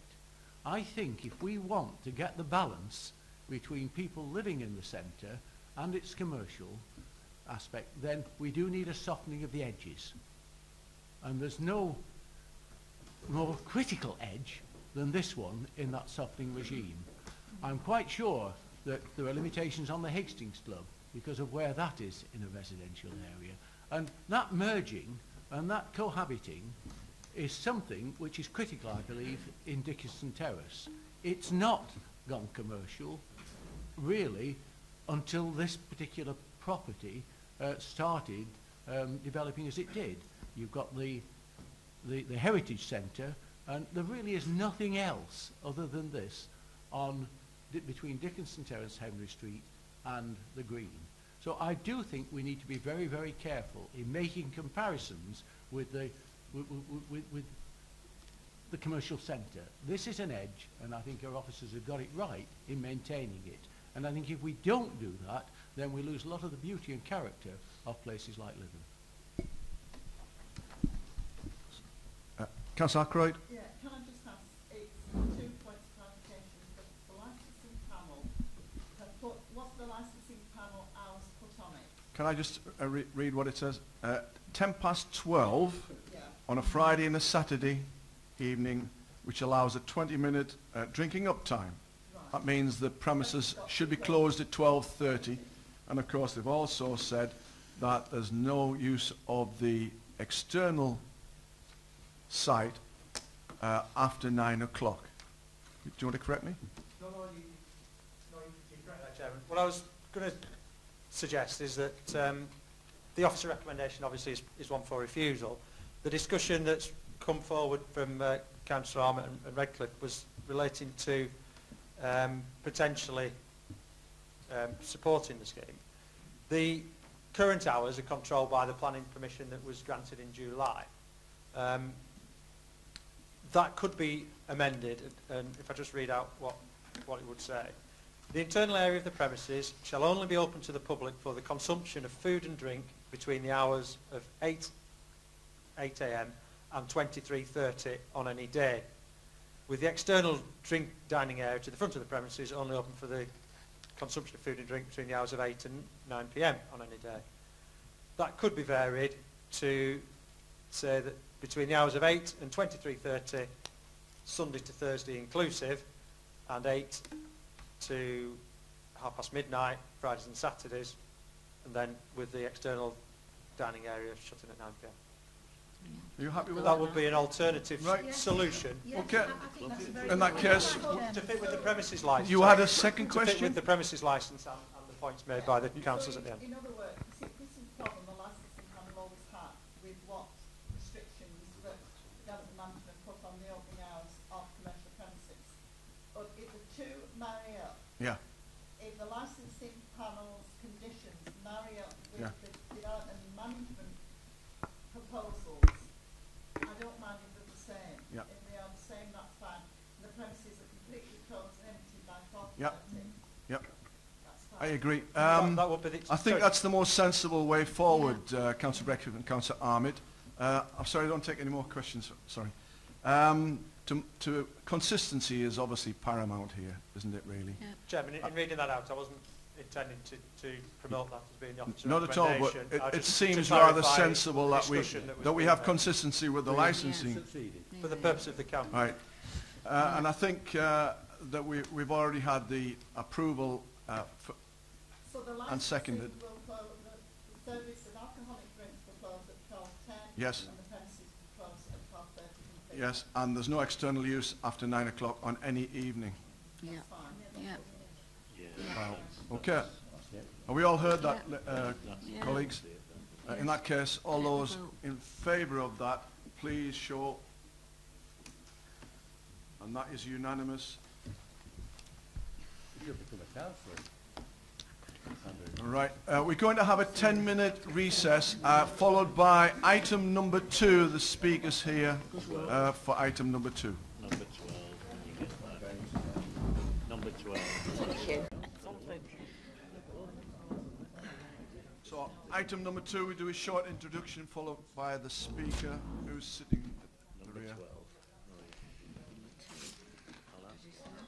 Number 2. 12. Page 12. Item 2. Okay, Mike.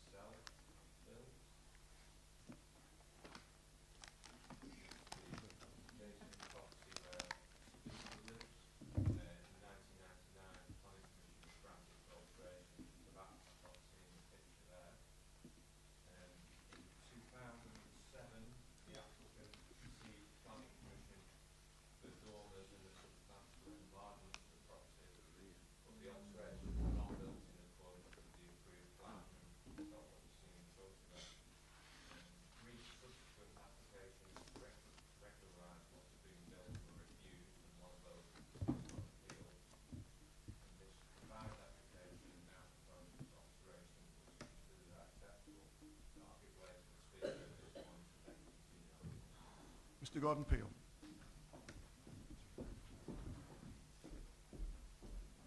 Thank you. I'm not actually proposing the plans. What I'm asking for is a condition to them if it's possible. If you could help me, Mike, could you put the first image up, please? Chairman, can I just say it is a little difficult to see pictures. You can see the roof line. Can you see the roof line? Oh, that glasses are dirty. Right. This is the building in question. This is the area that is I'm concerned about, the size of it, and that's how it looks today. Could you put image up number 2, please? This is the point of attention I'd like people to see, because I think they've drawn what is actually built smaller than what it really is. If you look at the line here, they're taking from a piece of this window here. In actual fact, this is where it comes from here. It is a lot larger than what is being presented, and I'm a little bit concerned about that. However, I do want to see if we can reach some kind of compromise. Could you put image 3 up, please? Not going too quick because I've only got 3 minutes. That's the view from my front door as I come out the house. That's how it is today. Could we put up image number 4? I've used a computer to generate an image how I think it will look. I've been fair and realistic with it. They're proposing to reduce the height. I think the impact is just the same. I don't think it's a really big difference. If we go to image number, is it 4 or 5?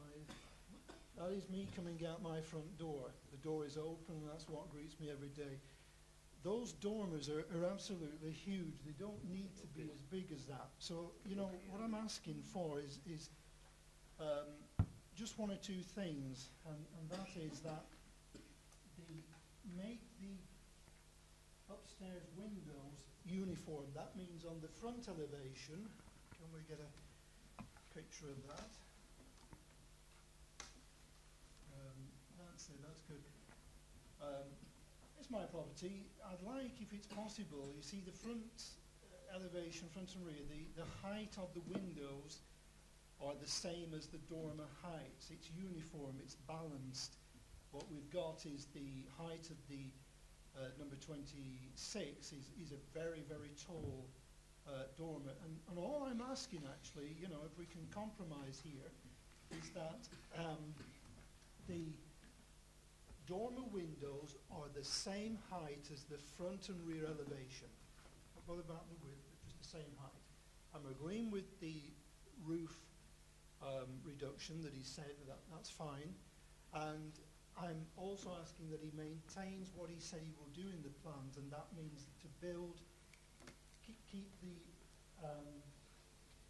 the windows on the same level. One of the last points I'm asking for, could you ask him to put the gutter and the fascia board so it's directly on the top of the window itself, so that the tiles are no more than a foot away from the top of the window. So I'm just going to do my 3 minutes. Okay, carry on. Basically, keep all the windows uniform, same height, and the fascia board directly at the top of the windows. Otherwise, we'll get a window in a great big dormer and a great big gap above it. Thank you.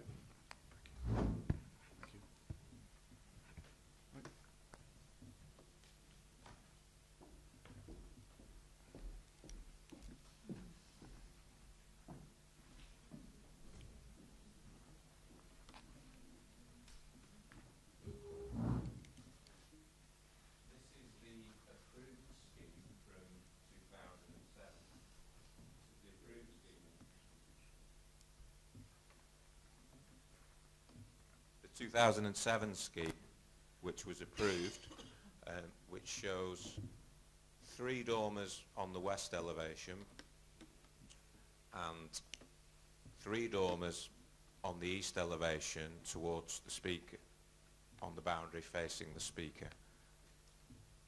That wasn't built in accordance with those plans. 2 dormers were built on the west elevation, 3 dormers on the east, but they were all higher than is shown there.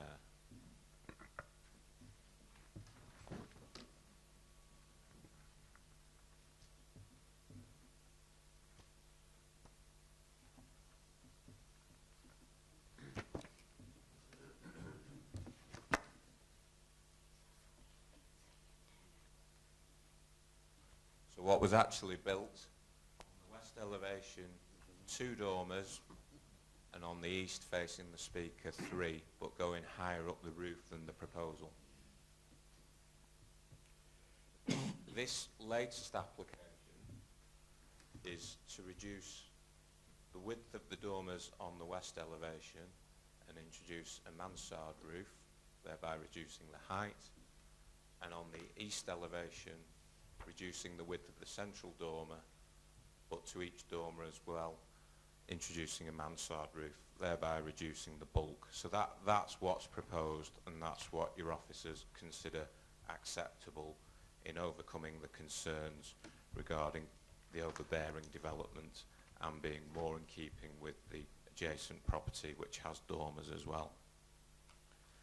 What the Speaker, Mr. Peel, is proposing, and he's asked for an additional condition, at the moment the windows in the front and rear elevation of the property are smaller and of different scale than the side windows, and he's suggesting that these side windows be of the same size opening as these. So your officers consider that would be acceptable as well, and that an additional condition be proposed with details of the windows to be introduced in those elevations to be submitted and implemented within 6 months, along with the other conditions. So for those reasons, the application is recommended for approval. No. Can I just ask a question first of all? I'm sure Councillor Chu is going to speak in a minute about the same thing. I understand that this development has been taking place over a number of years, And I understand that you've asked for a 6-month completion date. Is that 6-month completion date of all building or just the windows? Well, it would be the work specified as part of this application, so it would be the reduction in the dimensions of the dormers, so the rest of the site works are completed, and this additional condition that's been suggested today with regard to the reduction in the size of the windows. Councillor Chu? I didn't even put my hand up, Chair. Anticipation. Well, could I ask for picture number 1 to be put up, please? I think it's just there. What is so upsetting about this, the whole of this application is that the applicant who owns this property is a builder. He is a developer. He knows exactly what the rules and regulations are as to planning permissions and adhering to planning permissions. He just didn't adhere to planning his plans that were approved at all. He just built what he wanted to. And what you see that when you actually walk down the road and walk past here is something that looks utterly ridiculous. It is so out of balance. It is so, it's extremely unattractive. Particularly because, as Mr Peel has said, none of the windows are in line with each other, none of the soffits are in line with each other, none of the windowsills are in line with each other. And it's particularly unattractive, and it looks so higgledy-piggledy when you look at little items like that. And I suppose really that we probably don't take into account when we're walking down the street that most buildings are very symmetrical. As I say, it's most unfortunate that this applicant, even though he was told before that was completed by our enforcement officer that he would to stop building, he didn't. He's lost two planning applications were refused, and he's lost an appeal. So I honestly think that Mr Peel is being very tolerant, he's been very patient. And one question before I go any further, I would like to ask Mr Atherton. This has been on hand for 39 weeks. That's nearly 9 months. And I know it says here that it was so that ongoing discussions could go ahead, but the actual plans that you're asking us to approve, Mr Atherton, look incredibly like the ones that were sent in last March. What improvements have you been able to negotiate since then? We've been interested in that period of time whether we felt this was the appropriate design. Given the long history of the application, we thought it was worth taking the time to get it right. Well, I think Mr Peel, as I say, has been incredibly patient about all of this, because I'm quite sure, I don't think we've got many planning applications of a nature like this that take 9 months, but anyway. What Mr Peel has asked for, I think, is very reasonable, and I really would urge this committee, yes, if they are going to approve it, and I'd love to see those things yanked down because they offend me every time I walk past them. If we are going to approve this, is that you take into complete consideration what Mr Peel has asked for and agree with that. I mean, the 3 things he did email through to me, what he would like, and I think these are really, really important to him. Because Mr Peel's kitchen, and there is another living room of some description, I don't know if it's his dining room or something, is on this side, and those windows on the right-hand side look directly down into his living rooms. And you know that when you're trying to preserve some sort of privacy, I think that is extremely unfortunate that this is like it is. But anyway, he's asked for 3 things: that the dormer windows are the same height as the front, rear, and first floor. And I don't think that's unreasonable. He's asked for the fascia boards and the dormer gutters to be directly at the top of the window, because they're not at the moment. There's a big gap between, so that it will blend in more with what's in keeping with his house. And that the base of the dormers be in line with the base of the first floor windows, which again would reflect how he has built his house. So if those 3 things could be incorporated, if Mr Peel's happy, Yes, I would like to propose that we accept the officer's recommendation. Right. Can I ask the officers, please, to comment on what Councillor Chu's has asked for, whether it's possibility. Condition 3 on page 16 of the order paper requests obscure glazing. Yes. And condition 4 deals with windows to be top hinged and don't open fully inwards and outwards. With regard to the window details, there's been a discussion about an additional condition. Yeah, there's some discussion about potentially putting an additional condition, imposing an additional condition in regard to the window design. That could involve various other bits and pieces of changes as a consequence, or knock-on effects of those changes. What may be the cleaner way of dealing with the matter might be to agree the principle, and obviously give officers the mandate to seek those further changes to the plans, so that we can have a fresh set of plans which show exactly what we're approving, and then we can enforce compliance with those plans, as opposed to a condition which might be a bit ambiguous. Yeah. So Well, that would be the really extra helpful. condition is for the officers, for consultation with the officers. So it will be to delegate powers to officers to grant planning permission, subject to receiving satisfactory amended plans which address the proportion of the windows in the proposed dormers.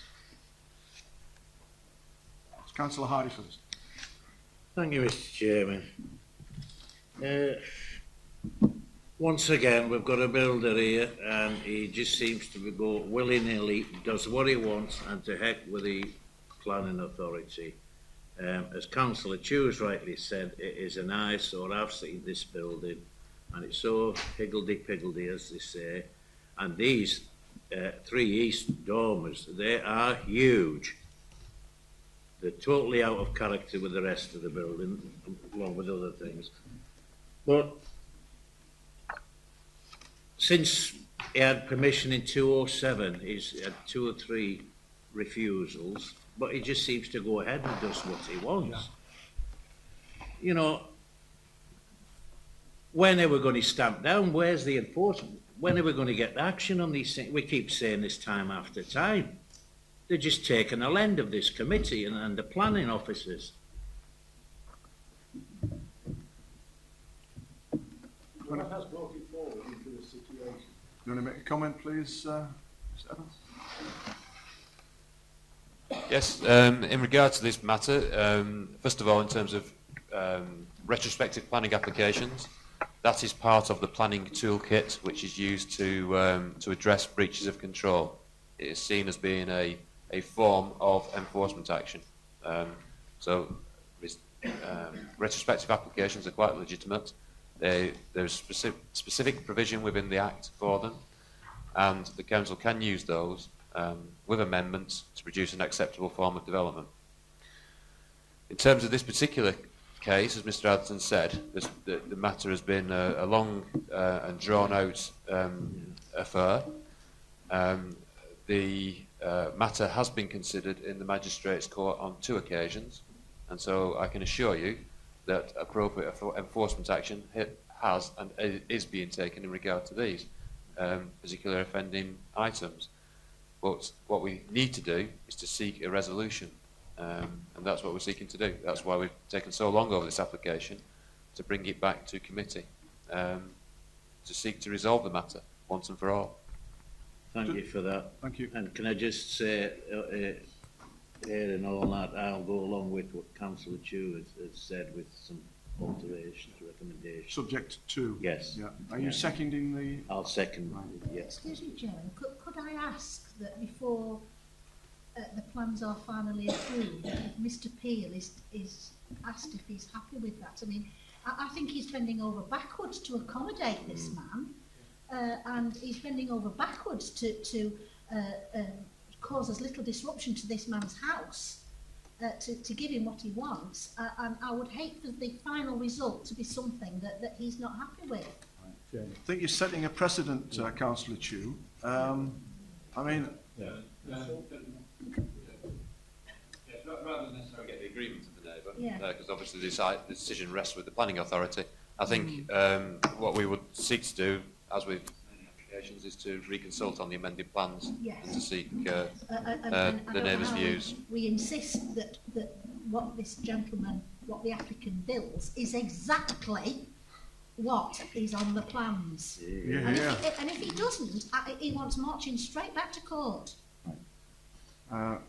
Councillor Jakes, can I just get the wording of the recommendation right before we proceed, please?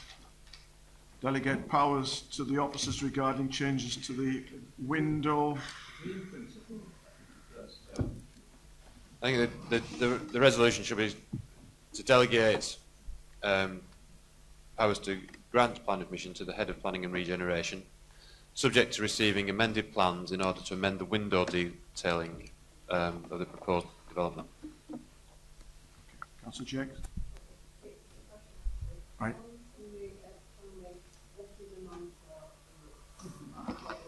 Good question, Councillor Jakes. It's not Hansard, so you're all Mansard. Basically, it's a French solution where you go up and you can put down. Not like I'll let the officer explain.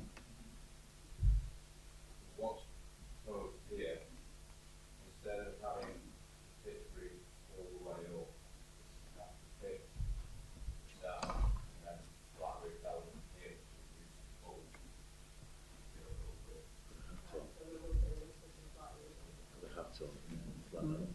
Councillor Ahmed. This is the first time I've seen anything like this since I've been on the committee, and I have to say I was a little confused when I first read it. I'm quite used to seeing ask for permissions, and I'm quite used to seeing retrospectives. And this is kind of like a middle ground one where somebody's gone ahead and got permission, then done what they shouldn't have done, and they're now being downside fixed. Is that right? Basically. Yeah, the planning, asking for full planning permission, it's asking for something, full planning for something you've already done. And I just got confused on the wording of it all. Well, it's now asking for alteration. What was built was in accordance with the approved plans. Subsequent applications being reviewed. One to reflect what was built wasn't acceptable. One with some further modifications wasn't acceptable. Now come up with further modifications reducing the width of the doors and the height of them. And this is now considered acceptable with the conditions. When in 3 years of refusals does he have to take it down? Well, he's not have to take it down because he's tried to arrive at a solution. So he submitted applications, three applications, which have been refused. And now we've got an application that what we feel is the right. More just trying to get a deal of how long can you be bad for before... if you look all together, you can spin it out for... Yeah, no. All right, members, you've heard the recommendation. Councillor Fylde wants the last word.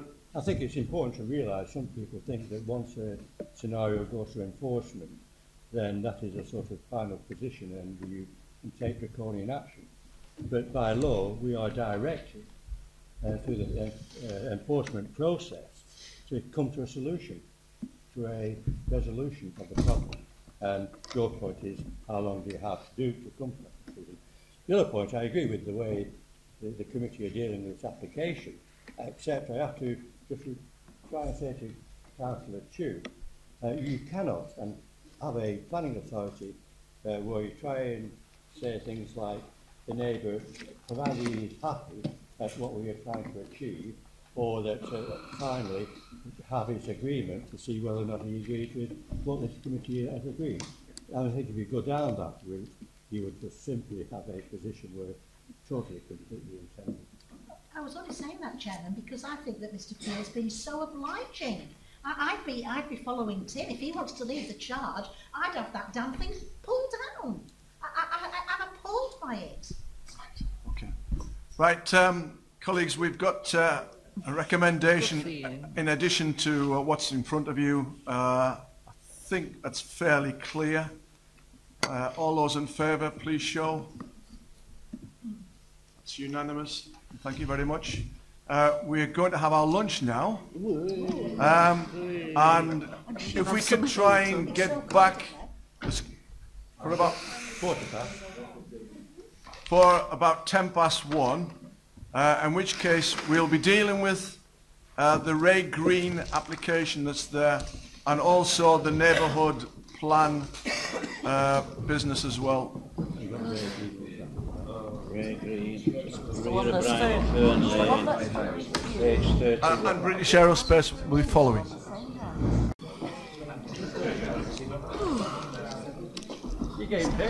Oh. Okay, members, the Ray Green delegation's here now, so we're going to do, first of all, we're going to start with a very short piece about the neighbourhood plan, and then we're doing item number 5, which is the Ray Green application. So,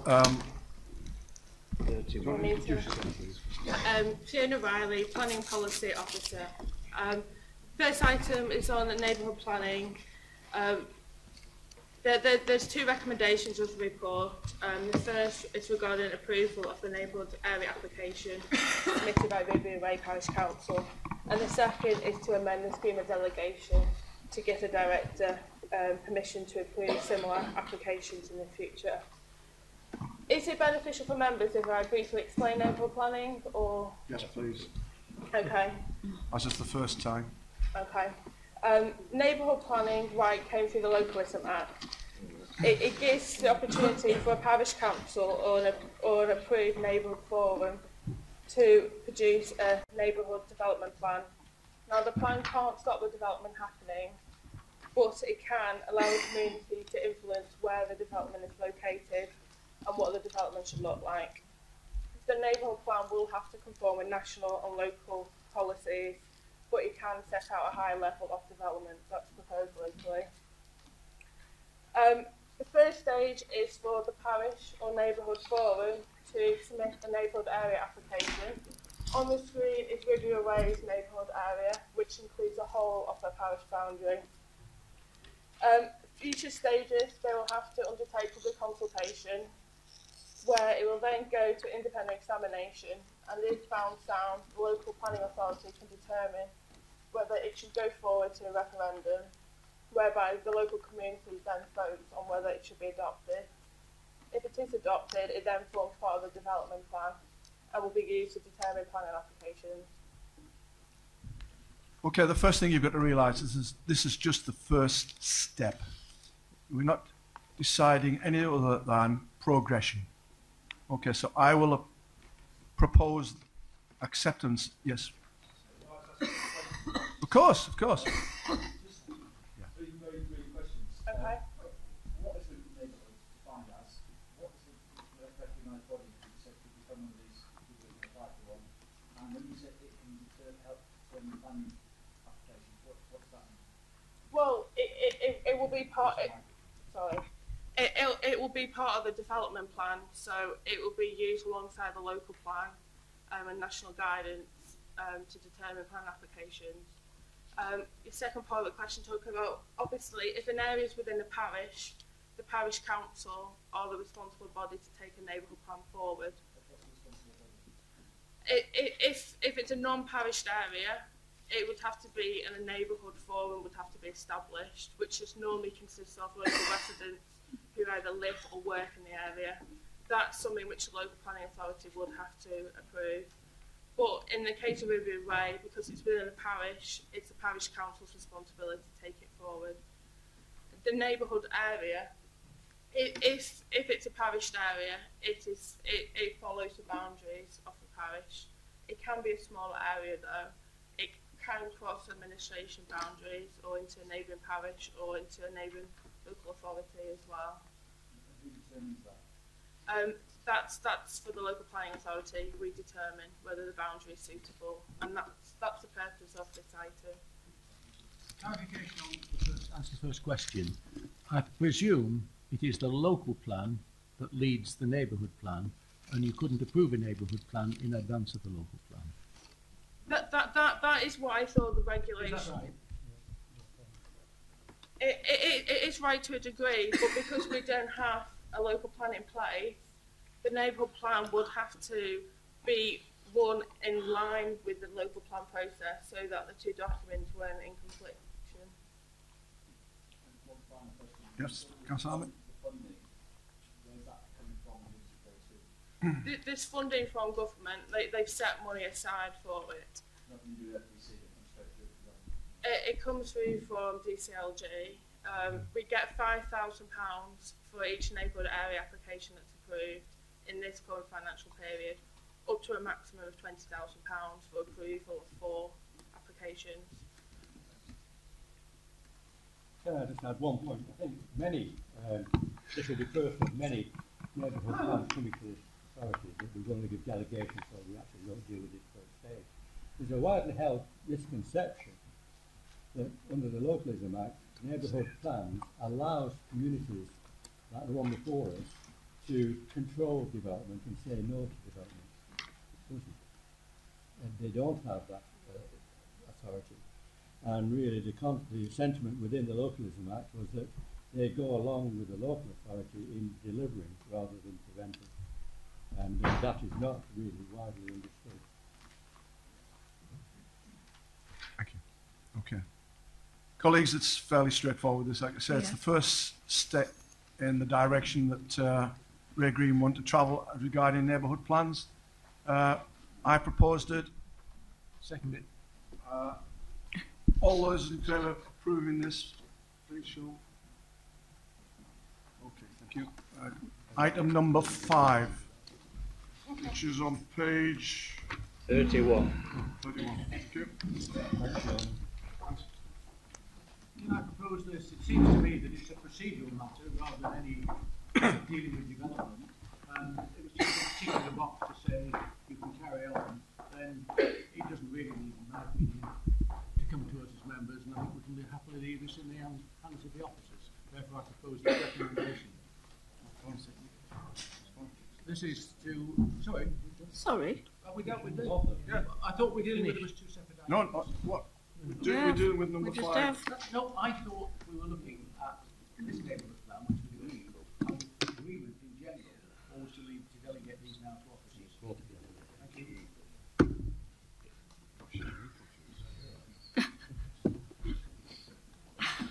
Chairman. Short introduction, because Short introduction, yes. Item 5 relates to a piece of land associated with number 54 Brining Lane in Ray Green, or just outside Ray Green. You see from the plan on the screen, it's a rectangular area of land lying just to the south of the settlement boundary on the way to Wharton, or in from Wharton. Number 54 is a dwelling, which is within the application site. The bulk of the site is land to the rear, which was formerly in horticultural use, but that has long since closed, and the building largely reverted back to a greenfield site. The area is predominantly within the countryside, outside the settlement. The application in front of you is for the erection of 25 dwellings. It's an outline application with all matters reserved, except for the access. And you'll see from the agenda papers that the application is recommended for refusal, as it is officer view that it does not represent sustainable development. Chairman. Okay, John Rawson, please. Councillor Hardy will move into the when we yes, go to the speaker, then the full application, and then the question. Yeah, thank you. Is this working? Can you hear that? Yes. I'm very much in support of the recommendation for refusal, but I'm concerned a bit about the accessibility assessment, which forms a key part of sustainability. A number of recent Ray Green planning applications have been based on the same data that's used in this assessment. In March 2011, Julie Glaister, who's the planning policy manager of FBC, wrote, "I have concerns about the relative accessibility of Ray Green, and Ray Green has a small number of services and only one example of each. Ray Green cannot be described as having good access to jobs or an employment concentration. there is one very small industrial estate with 8 firms employing a total of 28 people.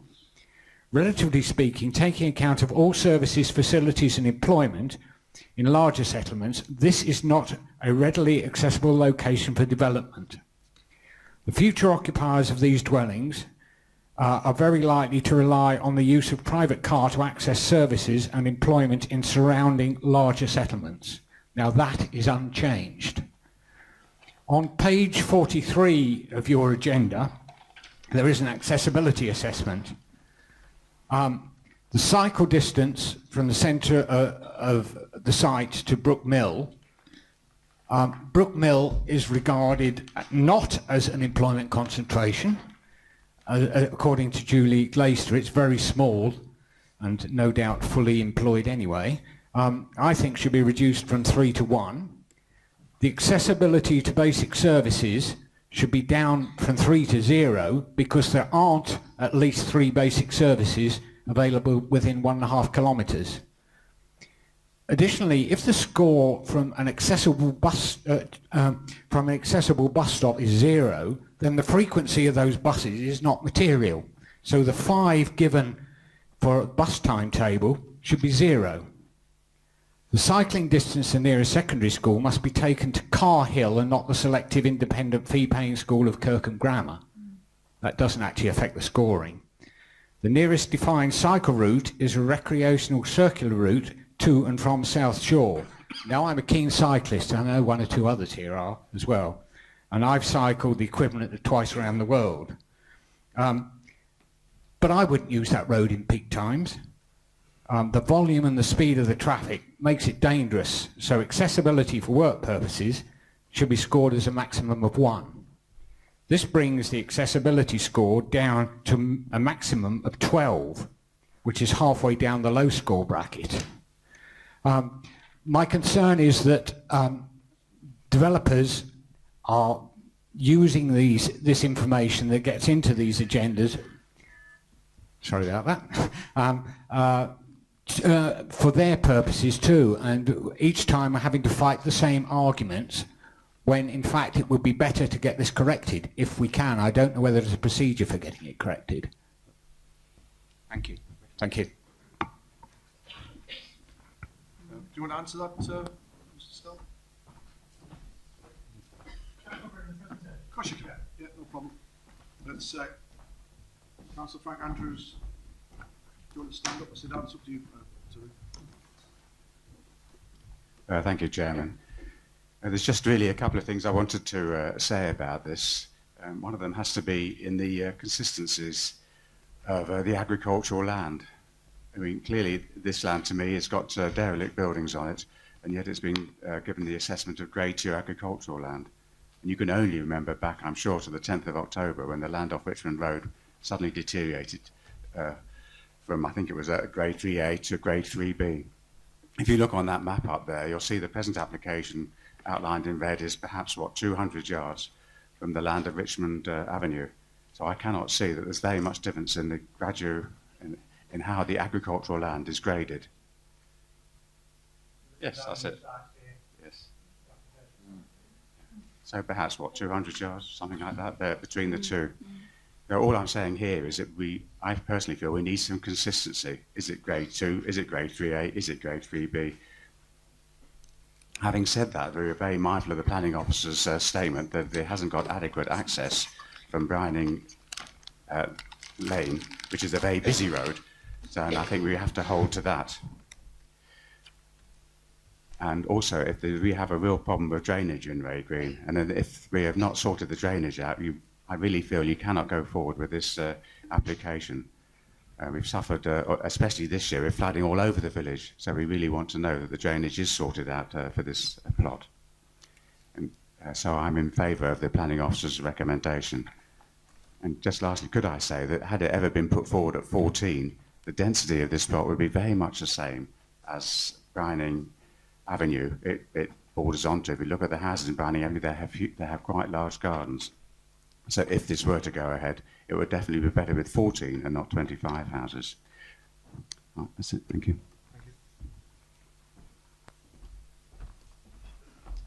Okay, thank you, Chairman. Just to recap, we're talking about a planning application, an outline application for 25 dwellings on the site. You see on the plan on the screen now, we've got the site in red here. The black line that you see is the edge of the settlement boundary. So we've got the Richmond Avenue land here that the Councillor Andrews refers to. You'll see that the application property is within the settlement, but the bulk of the land is not. I'll just show you a photograph to show that in a second. Before I get to that, I've got this plan which shows where the site is in connection to the centre of the village. Obviously, you've got the green here. The great pub and the school are over here, and the post office shop, and you've got the road to Wharton that way, Moss Side Lane here, and so on. In terms of the use of the land, we have at the moment the application site is the lighter green area. You can see that there are a couple of buildings on it. It was formerly a horticultural site covered in glass houses. I'll go back to an older photograph. This is from the 60s. This is the area here. Brining Lane's there. I've got drawn straight. Brining Lane's there. So you've got the glass houses there. One of the application's arguments is that the land isn't greenfield because it's formerly had these buildings on it.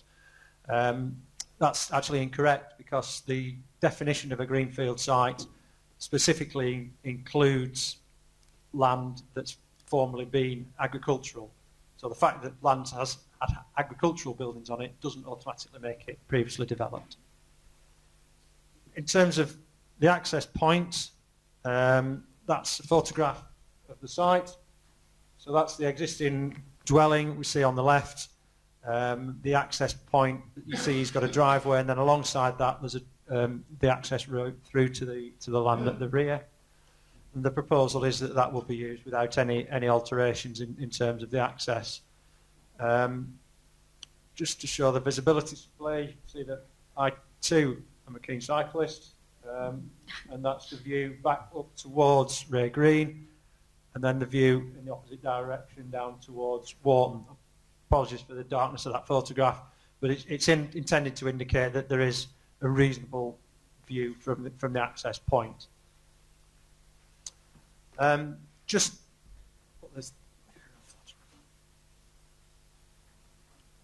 coming on what the application involves, it was originally submitted, as Councillor Andrews says, for 14 dwellings, but has now been revised to 25.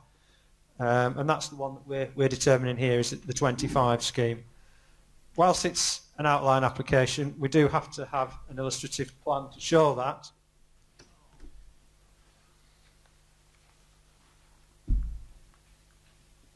Sorry, I've rotated it, but I can't put it on the screen otherwise. So we've got the access point in the bottom right-hand corner there, and then you see that there's a series of detached dwellings indicated on a cul-de-sac system. The application is proposing a play area be provided here and a balancing pond to assist with his drainage. In terms of where the application's gone, we've had objections from the parish council who've raised issues about the site being outside the settlement boundary. They've raised issues about it being good quality agricultural land. They've expressed concerns about the growth of the village in that direction, and raised issue with the access, drainage and the failure of the application to provide any ecological assessment of the value of the site. The CPRE have made similar points, and we've had objections from 15 of the neighbours around the site. In terms of the planning merits of an application, it is outside the countryside, outside the settlement, in the countryside, where policy SP2 would restrict suitable development to those which are appropriate for a rural area. So residential development wouldn't meet that requirement. However, the MPPF continues the requirement for local planning authorities to be able to deliver a 5-year supply of housing land, and at present Fylde Council is unable to do that. would have mentioned it earlier today, but the need to deliver a 5-year supply of housing land is a strong factor in favour of supporting residential schemes. The MPPF directs us towards doing so. However, those schemes to be supported need to deliver sustainable development. So it's not the case that any scheme anywhere should be supported. So what I've done in looking at this application is gone through the aspects which I consider would allow a development, or allow an assessment of whether a development delivers sustainable development or not. The first one of these is the accessibility. And as the first speaker refers to, there is an accessibility matrix which we've used previously, which comes from the RSS appendix. It's an appendix to the RSS, and introduces a series of scores for different accessibility accessibility measures. The applicant, this application using that matrix scores 21 points, providing there's the play area on site. But it scores those points with 20 being the threshold for the site to deliver a medium accessibility, which is what we've taken as being a reasonable score in the past.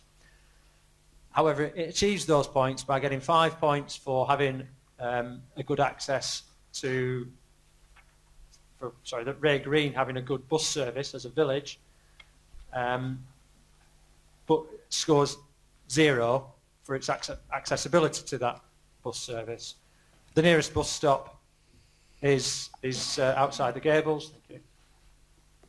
Is outside the Gables, and because of the distance involved, it would score no points for access to bus service. And the first speaker, Mr. Olsen, makes a fair point that the frequency of bus services is also open to question on the same basis. So looking at those issues, I think it perhaps highlights that the matrix approach is a tool in assessing accessibility, but it's not one that is 100% reliable, and this is perhaps an occasion where it isn't. Other aspects of sustainable development would include the use of the land. This land is greenfield, as I explained before, and it also meets the requirements for being best and most versatile quality. It's grade 2 according to the application, the national ADAS survey work. The slight difference at Richmond Avenue is that that was also grade 2 according to that survey, but the applicant in that case produced evidence undertaken in a scientific way which demonstrated that the poor drainage at that particular area resulted in the land being of a poorer quality. So the conclusion reached was that that land wasn't best and most versatile, whereas in this case the applicant has produced information to say that the evidence of broken glass on the land does reduce the suitability of it for certain types of agriculture, root crops, grazing animals, and the like, but they haven't given us any evidence to say that it's of a lower quality than the best and most versatile. So, as I've explained in the report, I feel that is something that remains that we haven't got anything to base it on other than the fact that it's best and most versatile.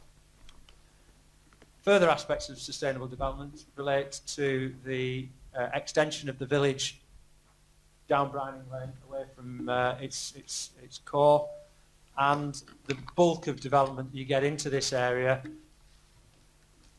increasing the depth of building away from Brining Lane, and therefore having a visual impact that is detrimental to the character of that approach to the village. So looking at those aspects that I've covered, taking those together, come to the view that this site does not deliver sustainable development, and therefore the application should be determined in line with the local plan policy, which policy SB2, as we know, would resist residential development in such areas. Just briefly moving on from that, you'll see that on the agenda papers there are quite a number of other reasons for refusal listed, and they basically spin out of the fact that because we haven't come to an agreement on the acceptability of the principle of the development. There are also reasons for refusal relating to the best and most versatile land as a separate issue. The Highway Authority have objected to the width of the access point being insufficient to allow development of the scale proposed. The applicant hasn't given satisfactory evidence to demonstrate that the site, there's no flood risk assessment, so there's no demonstration that the site can be adequately drained, particularly given the drainage concerns that we've all heard this afternoon and previously in Ray Green. And then sort of the other aspect is there's ecology surveys have been submitted that say that there is a potential for species to be present on the site, but there hasn't been any examination of how big a population there may be, so we've no indication as to how that the impact on that population could be mitigated. So those are sort of main reasons for refusal. Just final two reasons relate to more technical issues, in that the applicant has proposed a reasonable solution for affordable housing and for delivering public realm works, but without the principle of the development being satisfied, the necessary legal agreement to deliver those hasn't been worked up. So there are reasons relating to that as well. Chairman. Before I bring in Councillor Armitt and Nulty, one of the things I have to do sitting up here is to think, well, what would an inspector actually think about looking at this application? You've heard about all these points which are refusal points. But one of the clear things which you have a look at is, in fact, on page 46, which is the access arrangements. Now, my mind is quite clear. The width of this particular roadway is 4.2 metres. The Highway Authority requested a 1.8 metre footway should be there and 5.5 wide carriageway, which means it should be 7.3 metres wide. To my mind, it's quite clear this should be refused. Yes, on the other points, but particularly the access and egress. I have no doubts in my mind. I propose that this is refused. Happy to second that, although I don't feel quite as strongly about the access, because beyond the house down, you do have a very good access. Nevertheless. Councillor Armitt. With all respect, Mr. Chairman, I had my hand at the beginning. Oh, I'm sorry. To ask a question. Councillor Hardy, I didn't see you. Councillor Hardy. Thank you. What I wanted to ask, am I right in assuming that there is or has been on this site a Greyhound Stadium? I'm perplexed by that. On 52? I'm perplexed by that, as is the landowner. But it does appear on the ordnance survey, so... Right. Not in living memory. And that goes back a long way. It must do. Thank you. Thank you, Mr. Chairman. Councillor Armitt. The next proposal. I wish to see Congress before the Richmond Avenue one, without a doubt, a much better proposal than the Richmond Avenue one was. And if you look at where the Richmond Avenue building is going to go, to get to Brownie Lane is 120 metres, exactly the same distance as it is from this access point to the Richmond Avenue point as well. So the distances to goods, services and things are exactly the same as Richmond Avenue. It must be measured in that way. Luckily, they're putting a bus service to Richmond Avenue, because that's one of the big things. That will bring the bus much closer to where this site is as well, so that might get rid of the bus problem.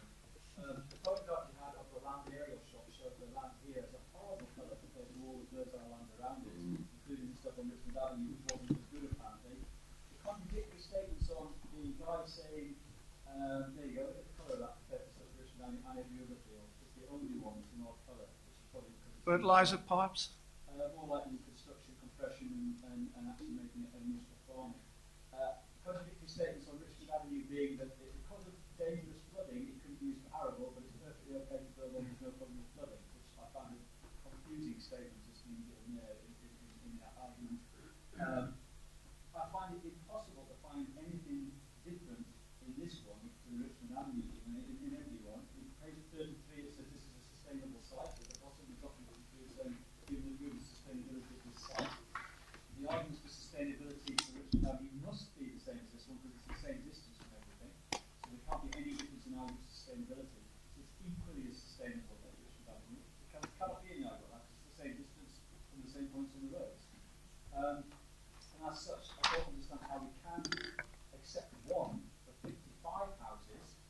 down a narrow road to get to a dangerous road, but we can't accept 25 where the points on the photograph of your bicycle show that the points of view, whilst it might be too narrow at the moment, yep, as an exit, are much clearer than the points of exit from Richmond Avenue to Brian Place. It's got that's better visibility than the ones you ever showed us for Richmond Avenue. It's got better visibility for access onto that dangerous road. It's got the same sustainability as Richmond Avenue. I can't in any way see how we could possibly argue the difference. What's your thinking, please, in why this is different to Richmond? Right. Chairman, through you. The quote at the bottom of page 33, the italic quote, is actually from the applicant. It's not my view. It's the applicant's view that it's a sustainable site. So I'm quoting there the arguments that he's presenting the application. In terms of best and most versatile land, both sites are covered by on the ADAS sort of national level assessment. They are both grade 2 land. At Richmond Avenue, the application was supported by a scientific survey of the land where they'd done a series of trial pits and boreholes and examined the soil quality and found that it was it had such a wet nature that it restricted its ability to be used for some types of agriculture. Therefore, it was of a lower class, a lower agricultural class. In this case, they've also submitted some information, but it's not a scientific approach. It's more of a sort of a discussion saying that yes, we have done some excavations and found that there is broken glass on the ground, but that's not giving us any definitive evidence as to what class it is. They're just saying that it could be of a lower class. And they are even the applicant's information admits that the nature of the sort of glass and the impact on the soil doesn't prevent it being used for cereal crops. So, and cereal crops are generally used using higher grade land than the grazing of animals. So I feel that there is a difference there. And I think that when we looked at the Richmond Avenue scheme, we did look at the same issues, and we came to the view that those had been all satisfied by the applicant. Whereas in this case, when I've looked at the issues, I've found the application is wanting in a number of areas, and that's why I've had to come up with the reasons for refusal that are on the agenda paper, and as we've gone through. Can I just say, Councillor Ahmed, before bringing Councillor Multi, yes, I too have analysed exactly the same scenario and situation, and I've come to what I said as the conclusion. The highways, at the bottom of page 46 it says the county highways proposed access is not adequate for 25 dwellings, and that is my main reason for saying that I agree with the officers, because I also have to think about what will proceed if it goes to an appeal. Councillor Nolte. Yeah, Chairman, I think Mr. Rosen referred to consistency, and I think there's a lot of inconsistencies just, well, with this application, with the Richmond application, and with Wesham, and I think the fact that this is being refused on the same grounds that Wesham's last one was refused, and yet this is being used by the officers. The grading of land, the accessibility scores, all these things were not consistent with what we're saying. I don't feel anyway. And sustainability, I always struggle with this, and I know Councillor Fylde doesn't even believe in it, but I do find it hard to understand why the last one, the Richmond Avenue one, was considered sustainable when we had the argument about the bus being put in and it really wasn't feasible, and yet it came out as sustainable. Now, and that is the accessibility score. and yet there's sustainability as well. And all the things don't seem to match exactly where you're up, getting and at, there's Councillor no consistency in different applications. And I think it, you know, we have these learning hours and what have you, and I would like to see something about how we assess things, whether they're sustainable, whether they're accessible. There are a number of anomalies in here. I mean, for instance, the speaker mentioned the fact that the nearest secondary school is Kirkham Grammar, which is a private school, and you know, different things like that that we need to get right. Not that in this case it makes any difference, but we need to be looking at things consistently. And I don't exactly know how these scoring things work. And the employment concentration, as was mentioned, the fact that there's only 25 jobs, where are the rest? The rest are not going to be in sustainable locations. I just don't understand how that then gets a 3 for that. And also, there's a Lancashire County Council accessibility score. I can't find it for this one, but I did find it for Wesham. And the Lancashire County one always seems to come out slightly lower than the one that we produce. And I would like at some point to see exactly what we're judging things against so that we are consistent. However, I'm very pleased to see this down for refusal for those very, very, very important and good reasons. Mr. Evans. Thank you, Chairman. Yeah, in terms of sustainability, the three elements of sustainability are set out in the National Plan Quality Framework, and they relate to the social, economic and environmental impacts of development. So with development, there will generally be different aspects of those three strands which will play differently on an application. So in this particular instance, we have been looking at how this development sits in regards to a number of factors that affect it in a sustainability point of view. So there are certain things on this application which will go in favour of it from a sustainability point of view, i.e.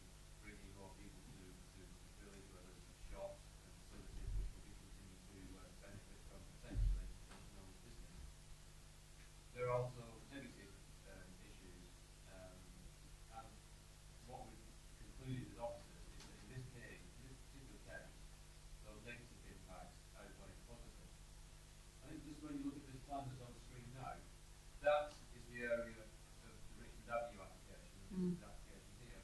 And my simple view, just on certain form, is that is neatly in the edge of the grey green, whereas this is starting to bring a finger of development out towards other settlements. And so to change the character of the area, that's one element of making a sustainability assessment. There are arguments about how the, how those accessibility scores operate. They don't say that the distance to the nearest secondary school is the distance to the nearest state secondary school, it's a secondary school, through interpretation. But not that that's significant, No. the same as everything. But there are certain elements there, what route you might take in order to measure distance, etc.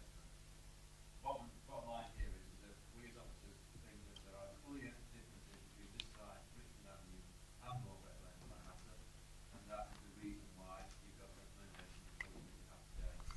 I don't think that it's easy as saying that this site scores a 3, so it's sustainable, this site scores a 2, so it's not as easy as that. So taking into account all sorts of different issues and applying different amounts of weight depending on how important you think all that particular factor are. So we could have a learning session.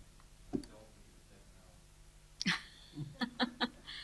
hour. No, I'm just after consistency in things and Point taken, Councillor Norton. I explaining. think everyone here is thinking very much the same. But Councillor Brickles. Well, my point, Mr. Chairman's already really been covered, but I would like to go back to the Kirkham Grammar point. Because It shouldn't be there, should it? it shouldn't be there, and there will come an application where you score somebody a 5 for that. And I think that we need to address that issue now. It should be the nearest. Quite agree. Because we're building houses that, you know, social housing and things like that, and people cannot go to Kirk and Granite when they're moving into these houses. So it should, I think it should be within the policies that we go to the nearest state school. Is that point taken, Mr. Evans? Yeah, I hear what the what's being said, but at the end of the day, that that matrix that we use is in the regional strategy for the northwest of England, so it's not the council's matrix. When that eventually disappears and is revoked, then obviously the council will have to look at replacing those types of policies, and that's when that opportunity will come up. After February, I understand? And a little longer. Councillor Redcliffe? I think some of the points I'm going to make have probably been dealt with, but the concern that I have, and it may be naive, is that isn't there also, I mean, there's this business about other applications that have just been considered and how this bears on this. Well, isn't it the case that every application is supposed to be taken on its merit? Yeah. And isn't there a principle that you apply the appropriate planning criteria in a standardised, fair, balanced way, and then there is an outcome? There's just a danger, in my view, that by looking at previous applications, which may or may not be similar to the one we're looking at, you're actually using another application as a benchmark, and no applications are identical. Therefore, it might be quite misleading. I mean, when I looked at this particular application, there are certain similarities, but you pointed out one that I spotted as well, accessibility and the quality of the agricultural land were two things that I thought were different from the previous application that we've now discussed, probably more than this one. That's the other danger, isn't it? Is that once you get into these discussions, you actually end up discussing a previous application more than the one that we should be being considered now. And the other point that I wanted to make, in the short time that I've been involved, it seems to me that it isn't a science, it is an application of certain criteria and making judgments in terms of weight and balanced arguments. And therefore you could get, conceivably, quite similar applications on paper with different outcomes, because the differences might be quite slight.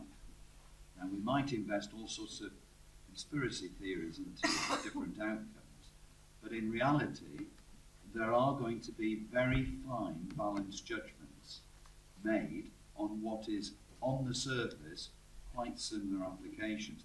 So I prefer to concentrate on applications before us, rather than be too obsessed about applications that we have looked at in the past. Councillor Fiddler? For the outside world to have any confidence in a planning authority, that planning authority has to have the fundamental objective of consistency. But I think what Richard has just stated, is that we have to treat each one on its merit. And in the complicated planning world that we live today, you can have a casual attempt to do that. Councillor Nulty introduced talk of requiring consistency and introduced Robert Lane at Weston. Can I just emphasise some of the points that the Weston application gave us? When it went to appeal, the inspector found the site sustainable. He didn't have any concern about the scale of development or its impact on the residential aspects of Weston. The main reason for refusal given by the inspector and the subsequent judicial review was the prematurity, because it Councillor Fiddle, I feel as though you're leading in the wrong direction, and we're going to cause a few problems. Stick to the application, please. Well, the application I am in support of, but then if you lose track of why and how we come to a conclusion, whether it's a refusal or approval, you've got to know some of the basics. And it was introduced by Councillor Nulty that she was using Weston as an example of a lack of consistency. I thought by my contribution, I may be wrong, that I was helping you, Chairman. But in terms of the reason for refusal, Weston, totally different to the debate that we've got around this. Yeah. And I was addressing that point. Thank you. Vice Chairman wants to say something. I was glad that Mark Evans said what he did a few minutes ago, and I'd already got notes down here. You know, we've got scoring, we've got all these other things to look at, but it isn't a mechanistic thing, isn't planning, and I think the aesthetics and the way we treat villages, I'm almost saying the same thing as I was talking about Lytham with regard to, you know, edges of town centres and edges of certain areas.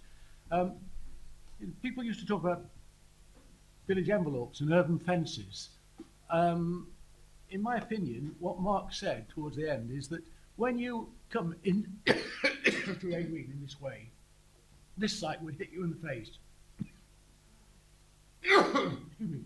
Look at the site that we looked at earlier, much more rounding off around the back. Do we want to go back to the days of urban fences and hard lines? I don't think we do.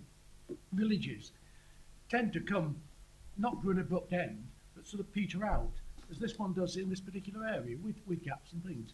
I'm not impressed so much about the access, because you can knock that house down, which is neither here nor there compared to the value of the site, and give all the good access in the world. I wouldn't like that message to get back to the applicant.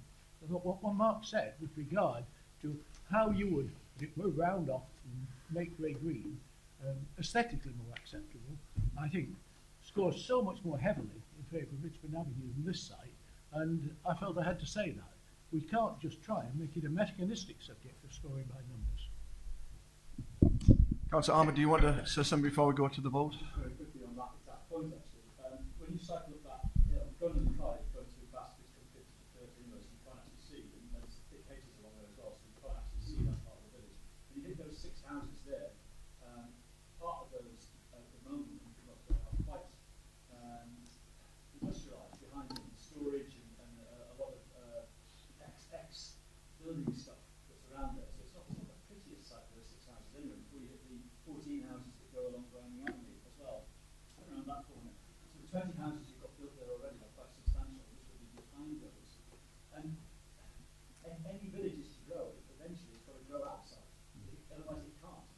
You know, we haven't got the ability to go along roads now, so it has to be grown.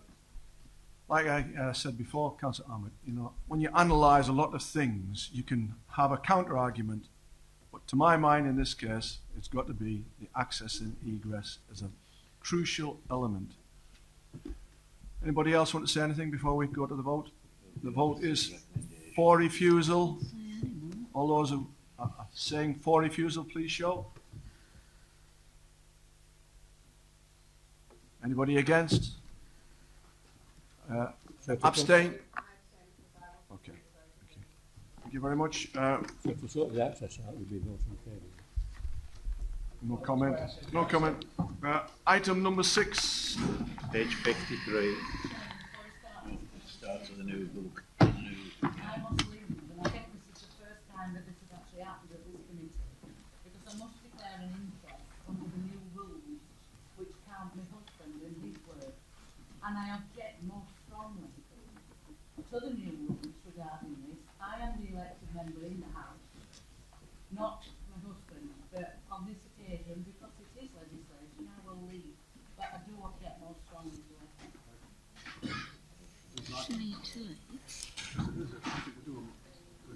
Does your husband work for BAE? Yes. But in this case, would that? Yeah. Yeah. Well, thank you for declaring that, Councillor Brickles, and I'm sorry you have to leave because I was going to welcome your input. I'm sure you have. Is it worth any more? No.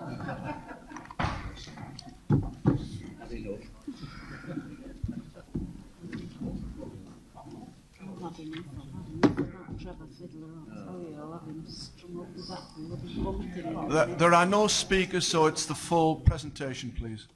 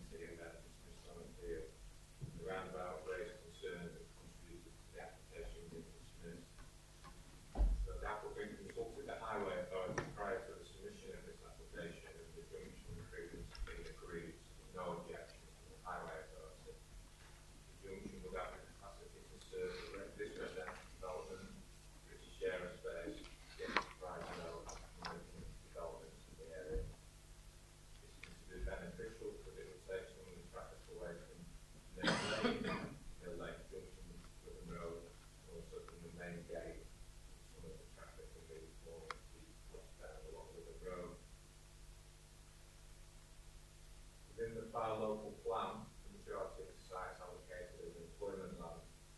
However, given the fact that it has remained vacant for some time, and it's right adjacent to the enterprise zone, which will have a competitive advantage over this site, it's considered unlikely that this site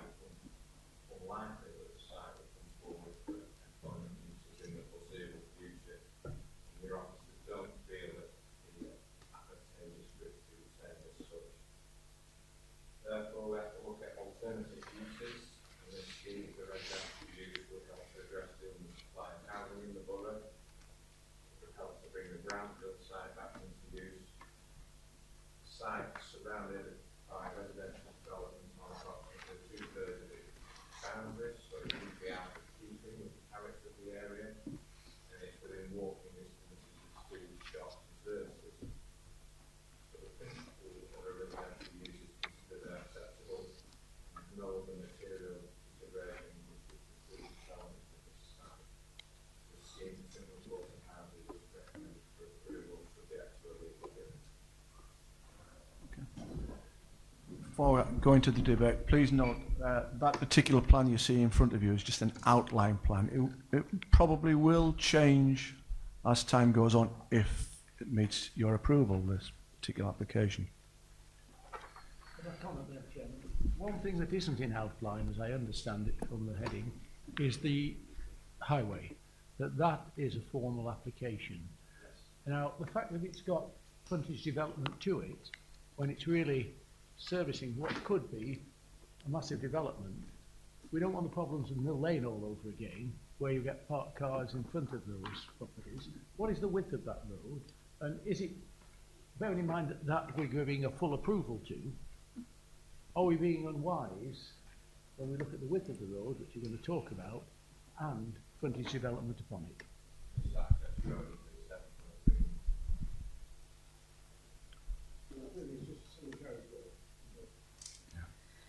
So that particular road is crucial for the enterprise zone and the developments. Councillor Nolte.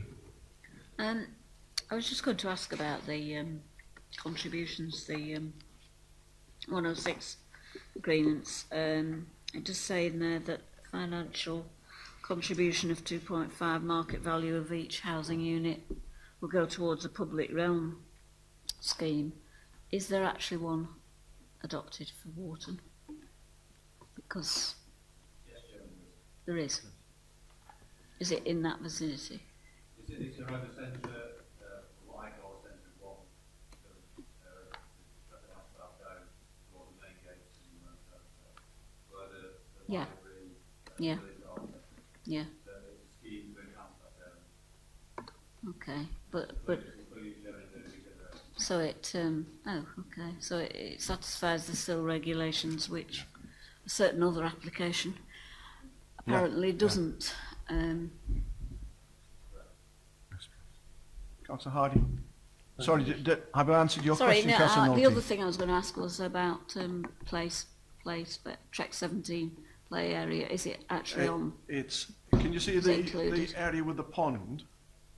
Oh yeah, children are going to play in the pond. Well, that is one of the things which is for debate at another time.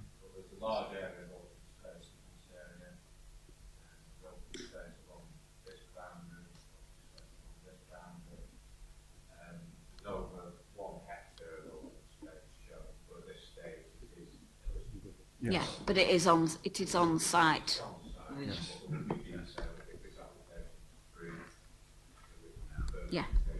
Yeah. It's okay. I was just looking at the Clearly, contributions. Councillor Nolte, we'd want the local councillors to be involved in the actual definitive plan. Yeah. This is indicative. Councillor Hardy. Thank you, Mr. Chairman. Just a question on 57. I can understand the traffic calming measures for Arbour Lane and Church Lane. What's Village Gateway treatment?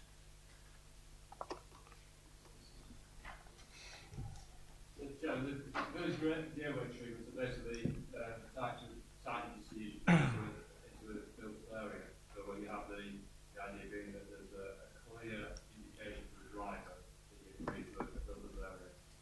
Sometimes when they actually first started off, they literally put a gate on either side of the road.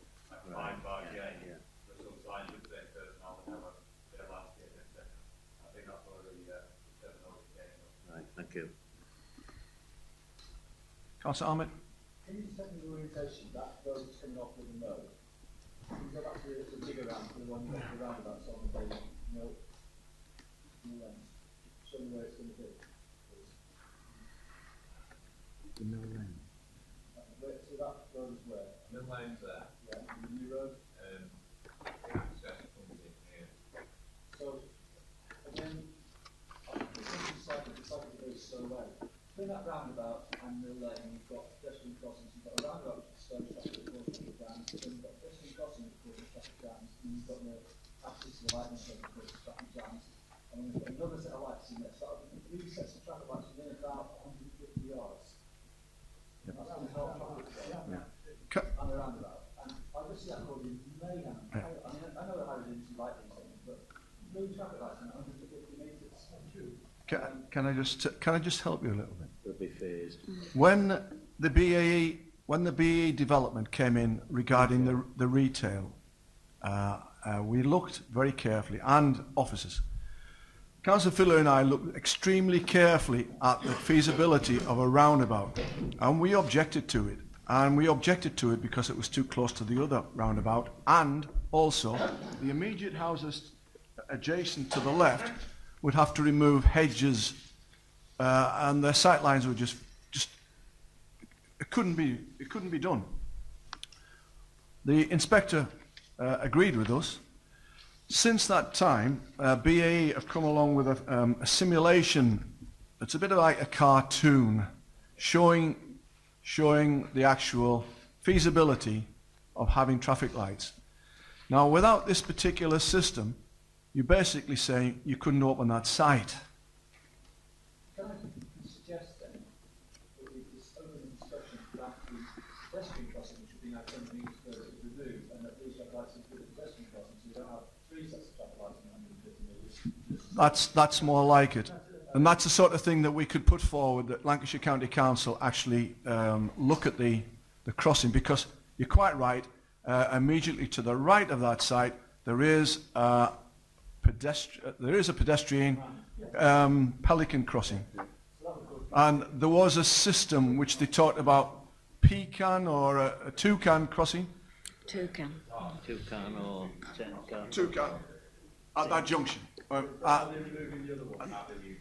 And removing the other, yes. So obviously the county highways would have to look at this extremely carefully, because it is fundamental to the whole scheme. Going back to the other one, the road on, that, it said at the end, there's access into BAE again as well. Is that right? So past the 200 cars on that traffic light every morning to go to work and drop the kids off to school. 200 cars come out to those lights every morning. Going the other way, you're saying that's an access to BAE, is it? Yeah. Yeah. And that's going to be that road with 200 cars going that way and 40 cars going that way is going to be 7 metres wide. 7.3. Is that realistic? Yeah, I was saying this scheme has been the subject of extensive discussion between the applicant, agents, traffic consultants, and the Executive Council.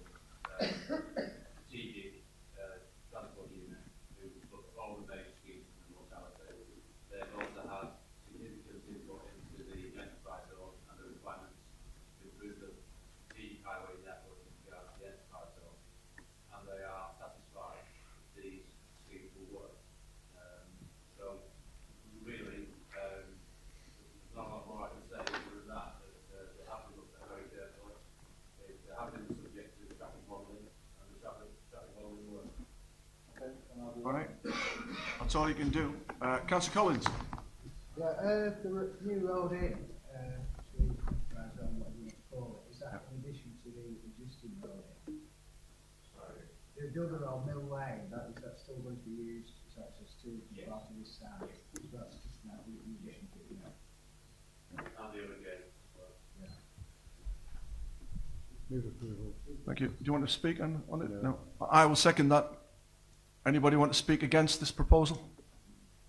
Okay. In that case, all those in favour, please show. Unanimous. Thank you very much. And I understand Mr. Stell would like, well, there's 2 left. Number 7, is that right, Andrew? Yeah. Page 78. Yeah, well, do the others if that's more convenient for you. Doesn't really matter, 701. As you're sitting there, do you want to do number 1? Right, sorry. Which one are we doing? Page 4, number 1. We are democratic, we listen. Are you going? Right, thank you.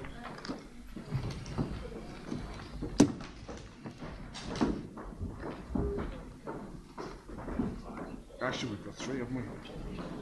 We've got 3 of them. The 40. The 40. That one. We haven't done that one. Who's doing that?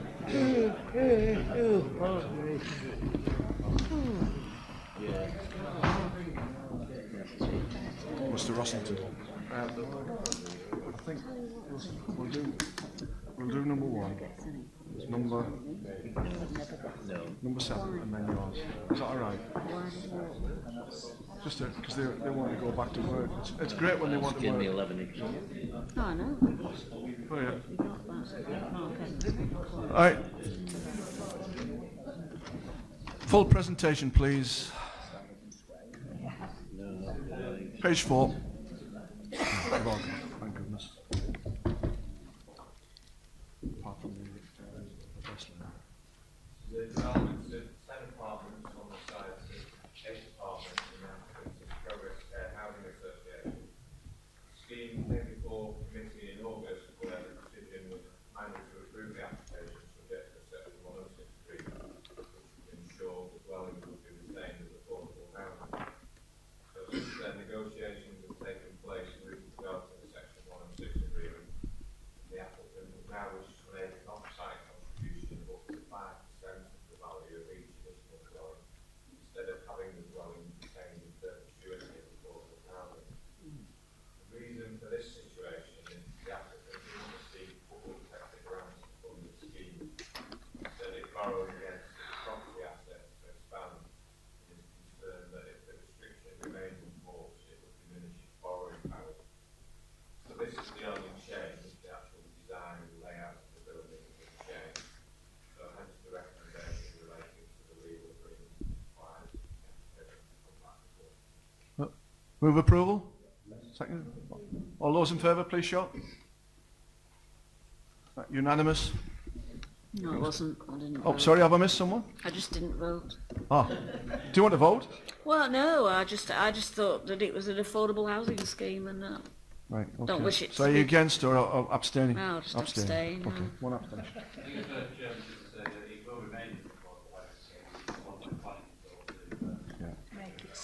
Page 78. Right.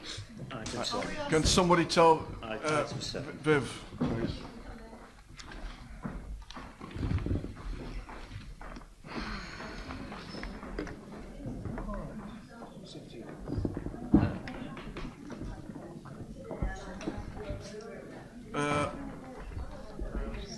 Mr. Stell, are you ready? Another retrospective. Oh, Doing Great Birchwood.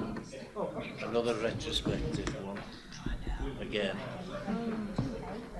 Yeah, I keep saying it's legal. It is I don't legal like now. it. They've made it legal now. It should be. After this one is number 3, page 12. Oh, sorry, page 18. I think that, Where am I now? unless someone can find another one, I think that should be the last one. Number 3 is the last, Mr. We were Chairman. there last time.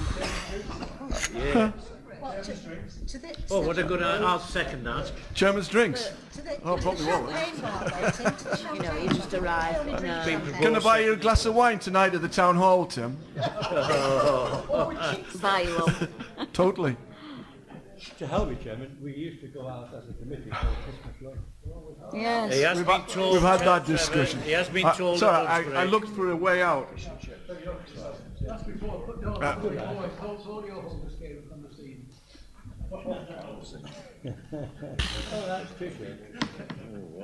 Could go Right, on Andrew. carol singing, Mr. Okay, Chairman. Great Birchwood. Again. Great Birchwood lies between Wharton and Lytham in the Green Belt.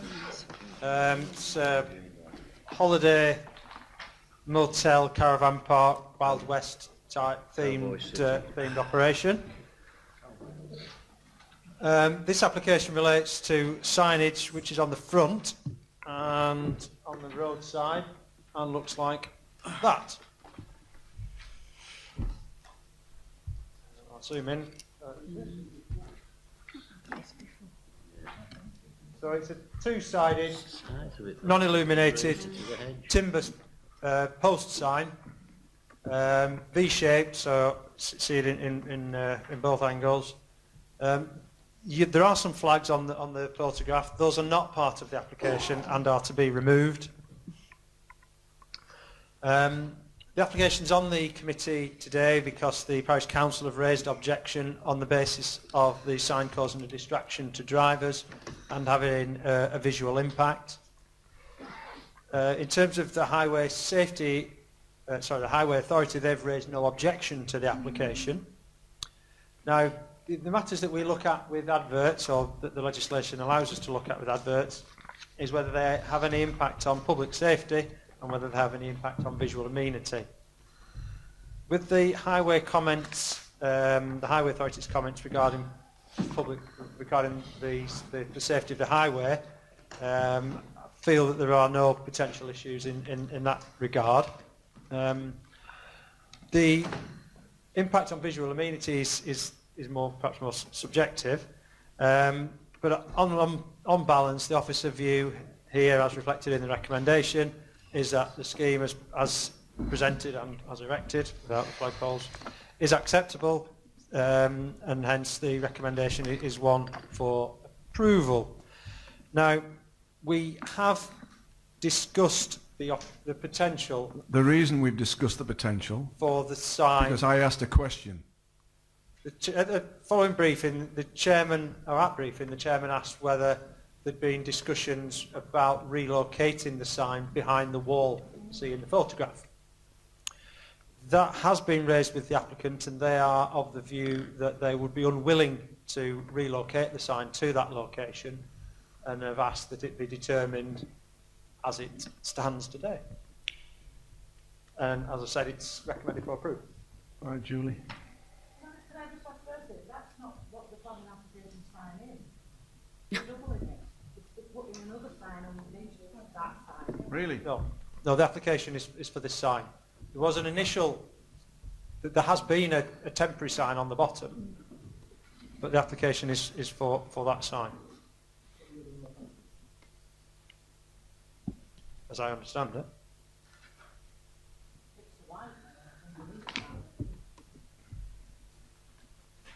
I do beg your pardon. I'm misinforming committee now. Thank Councillor Bickles for reminding me of it. The application includes that sign to be there permanently and an additional sign to be located underneath it relating to temporary events. So when they have a particular show coming up, they would put an additional board on that frame to advertise those temporary events for the week before. I apologise to Councillor Bickles and the Chair. Okay, do you want to say something else, Jane? I'd like to speak on this. Yeah, go ahead. As a parish council, we've always tried to support this business. We want it to succeed. And they've just replaced the whole frontage, and it looks so wonderful compared to what it did look. That's a photograph of what it looked like the bricks previously. Yeah, we supported that one. It looks fabulous now, but then we did, as a council, feel that sign in a countryside area, it's just huge, and it's monstrous. It's taken what is a nice entrance now and taken it back a step. Because your eyes go straight to the sign, don't they?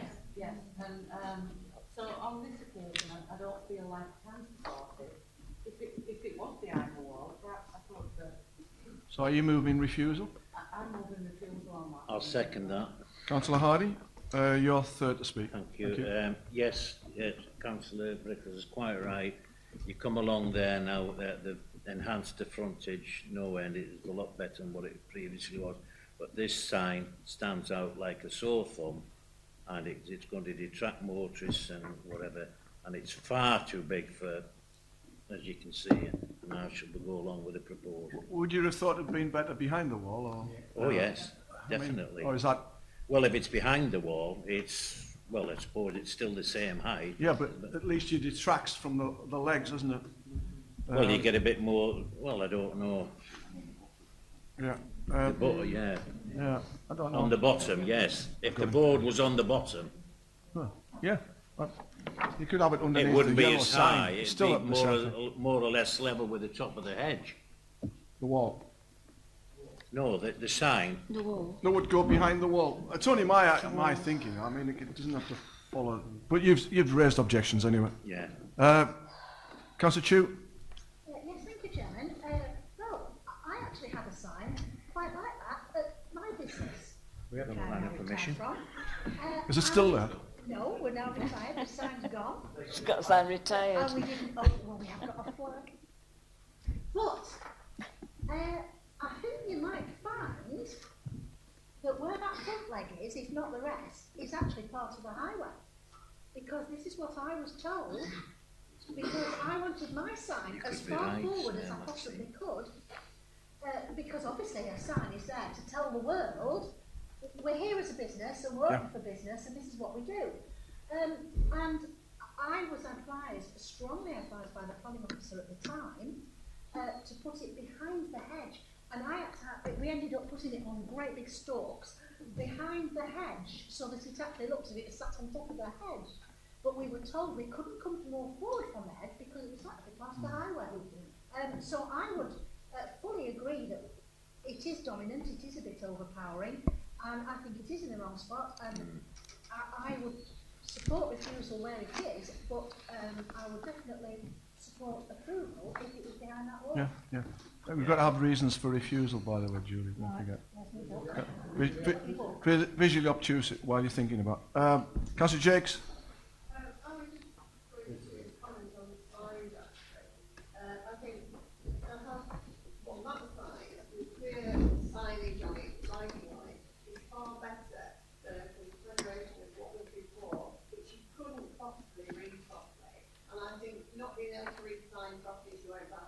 More dangerous than having a sign like that that tells you what much on and what it is. As far as I was going to ask about the temporary notices, that was cleared up, I think, would only be a week before the event. But I agree that if that's in the highway, then we have to be on the highway. Before I ask Councillor Collins, do you want to answer about that being on the highways or close to the highway? You can see where it would seem to me that it probably is on the highway, but we have consulted with the Highway Authority specifically to get their views not only on the planning merits of the sign, but also if it's on the highway, we've flagged it up to them that we've got this application for advertisement consent, and it should be up to them to highlight the fact that it's on their land, and in which case we'd have had a different discussion with the applicant. Right.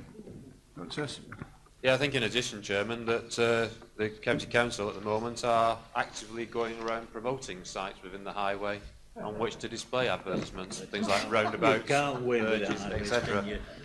So they may well think that this is acceptable, obviously subject to some other agreements. Right. I've got Councillors Collins, Ackroyd and Armitt. Anybody else want to speak? No, you want to speak again? Councillor Harding? Yes, just a short one. Yeah. Okay, it's Councillor Collins. Mr. Chairman, have we got anything that shows the sign? How big it is? I'm sure if it goes further back behind that wall, there's a whole lot going to have to be raised up. Might have to be. The other side was to be the same size as that on the road. 2.4 wide by 0.6 high. 6 on each. So behind the wall, it's going to have to be behind the wall, which is the reason why they were willing to go.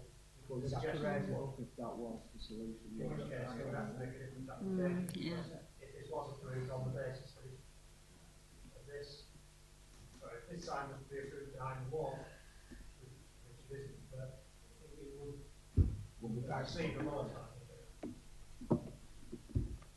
You can imagine them propping it up against the wall, can't you? Yeah, or a banner, yeah, like they do. Or fasten it to the wall like that. Yeah. Councillor Ackroyd. It's a couple of questions. Can I just ask, that sign is just a flat sign on a post? It's a V shape. Right, fine. Can I ask where the photograph is taken from, is that the left-hand road on the left-hand side, the entrance into the Birchwood? Yeah, this photograph's taken from Side of the the exit access. carriageway. That's the entrance into Great Birchwood. That's the Cycle path that path. goes down towards Lytham McDonald. Yeah. Thank you, that's cleared that up. That's looking the other way. That photograph looking direct. Now that's much better, that's much clearer. That clarifies your point. It does clarify my point. And as I It's said, it is raining. in there curtilated it. The size of it is No, I huge. suspect not. Huge. Are you finished, Councillor Ackroyd? I think so, yes, thank you, that's cleared it up, that photograph. Councillor Ahmed? I think this is a 50-mile-an-hour road, and you're coming around out of Warson, you're coming around the corner onto this, and already you get cars braking hard looking for this place, and they're trying to, it's strange that they get a bit more of the UK coming here, they're thinking about some dancing and stuff. So they're going to travel. And they come in here, and they're already braking hard as you come behind them looking for this, so they need something to be able to see the clarity. I think it's great that photo's finally gone up, because that cycle path is 7 foot wide, and then the grass on this side of it between the areas is about another 6 or 7 foot wide. So you're about 13 feet away from the road as well, so before you get to that hedge. So if you put another 3 feet back again, this is the fast to see where the traffic goes. Yeah.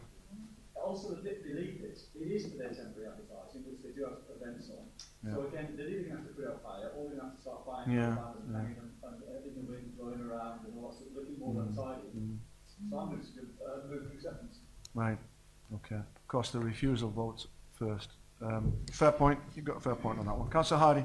I'd be more happy, Mr. Chairman, if it was behind the wall.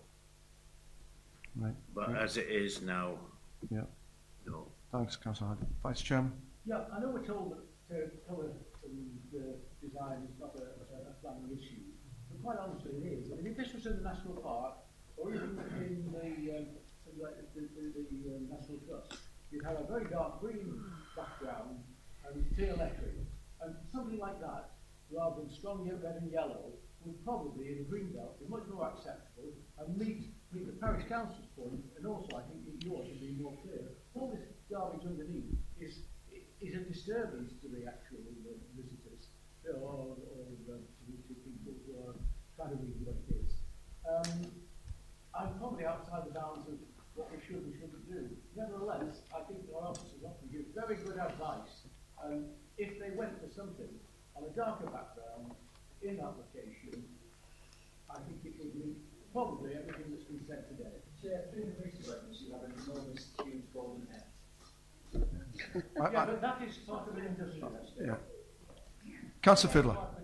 Well, they haven't wrote Trigger stood up on his own legs next. Just following on from the previous discussion on consistency, I think this is an area where we're the most inconsistent approach. That if you're not in the spotlight, there are many, many signs throughout the borough that probably exceed the impact that this one has. You've got the ludicrous situation, the perverse situation that Mark has mentioned and referred to, where county are actively promoting signs on the highway and on roundabouts in particular. I first was going to go along with refusal, provided it was put behind the wall. Yeah. Then you've got the problem of the temporary advertisements that would mean the entire advert would be raised by a couple of metres. And do we want something twice as big as that on both sides? No. I'm afraid to give mileage to the proposition that for approval, it wasn't seconded, but I will second it, so that allows a vote.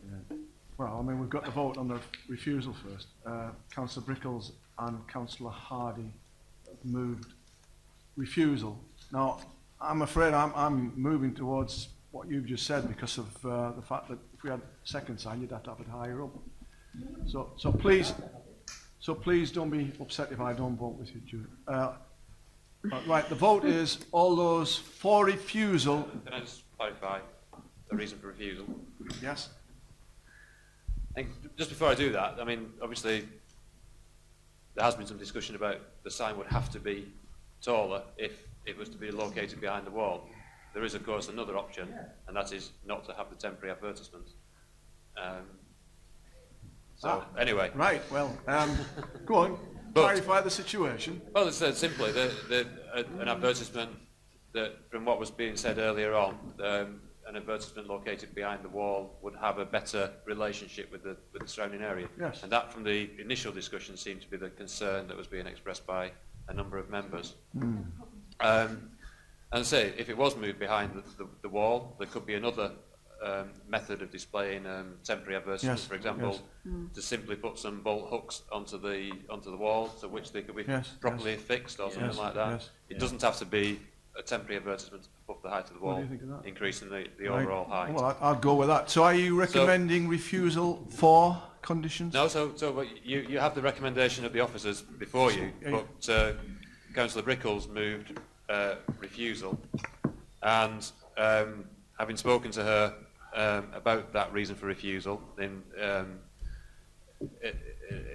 more detailed form, they suggest that, and having agreed this with her, the reason for refusal would be the erection of an advertisement of the size and in the location proposed would result in the introduction of a feature which is poorly related to existing features on the site and would represent unnecessary visual clutter on the edge of the highway in this countryside location. Right, okay. Yeah. I've got Councillor Jakes and Councillor Hardy want to come in. Councillor Jakes, you're first. You're saying about if have temporary notices that will be attached to the wall, is that it? Is that what you mean? Could come off. Could be. Could come off after a week.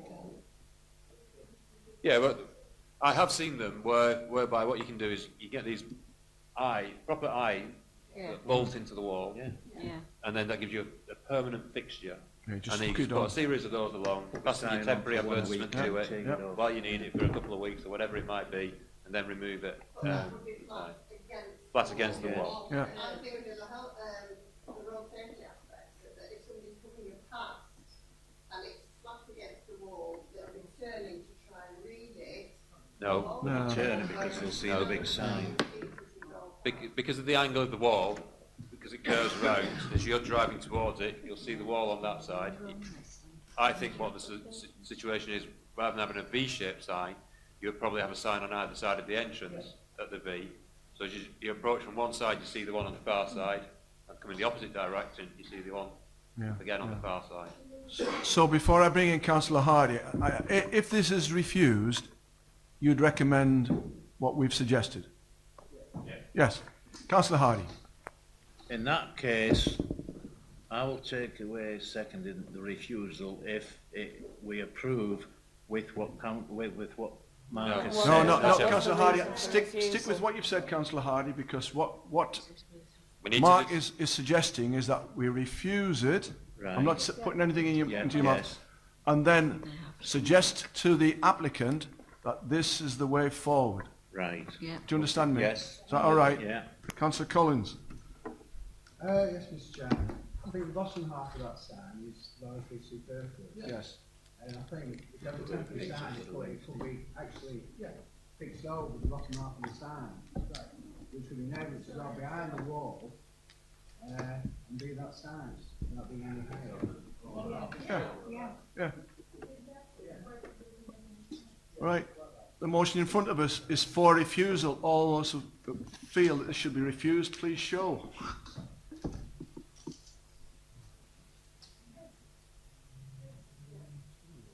All those against, please show. In other words, those who think it should be approved. Okay. Well, it's going to do that now. So now your officers will now speak to the applicants and suggest that that sign goes behind the wall, and if they want to put another notice that they put an eyes. No one's to go to, have they? Just a question for clarity. Yeah. We'll go back to them now and ask that. Doesn't this committee have the, just deal with it once now and just do it? So we're discussing that. If that comes back, we're going to. Well, that's why we. No. It's got to go back out. Yeah. Then go through this meeting, and back again to us, all on time again. So delegate it to them. Delegated powers. Delegated. Do you want to have another? We'll have to have another vote, I think. Just a minute. Just ask the officers first of all, could you clarify, please, what you think we should do? Yes, Chairman, we've got an approved scheme of delegation in place. The reason this application is before committee for consideration is because of the concerns expressed by the parish council. So if we get to a revised application,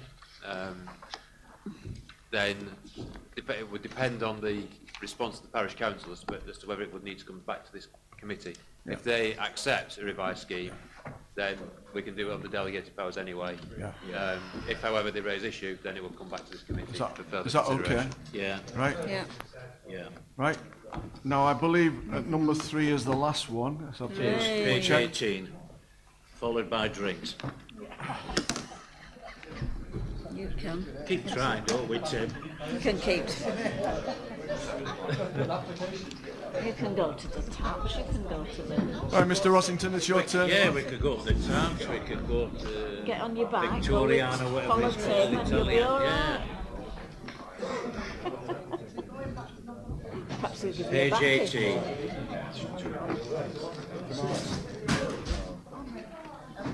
Well, I'm staying here because I'm here tonight with the mayor and the wife's got the car. Well, don't keep extending it just because you're...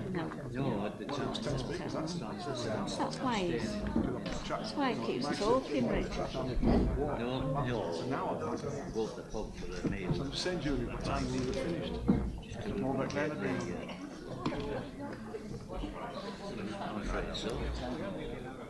I should have been last night, but I was doing lighting at the school. Right. Full application, please, Mr. Rushington.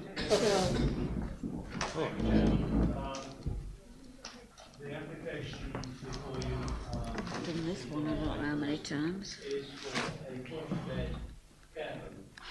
I will stress that it's a big stress to me that this is a nursing home. The caregiving is full-time and professional nursing care.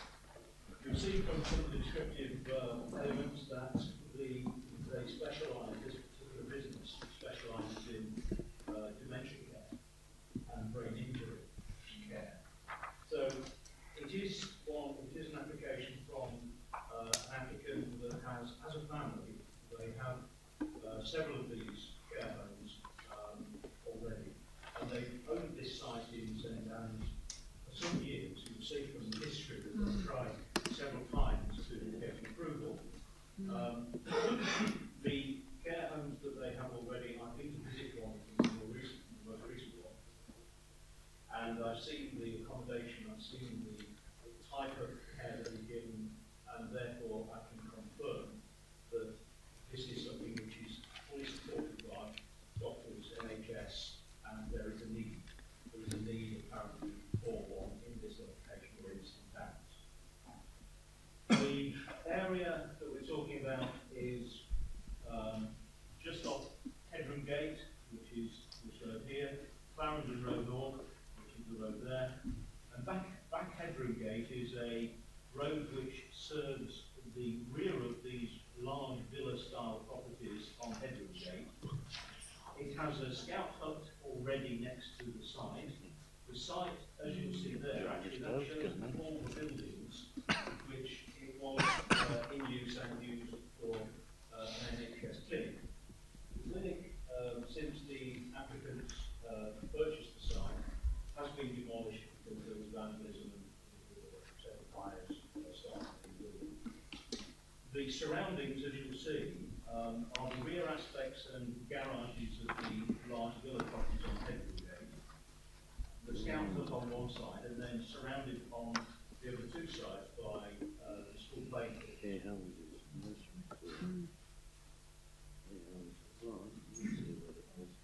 That gives an impression of the frontages of the large villa properties on Headroom Gate. The rear of those properties are far different, and obviously it's a rear access driveway, it is an unadopted highway. Most, if not all of them, have rear accesses and garages.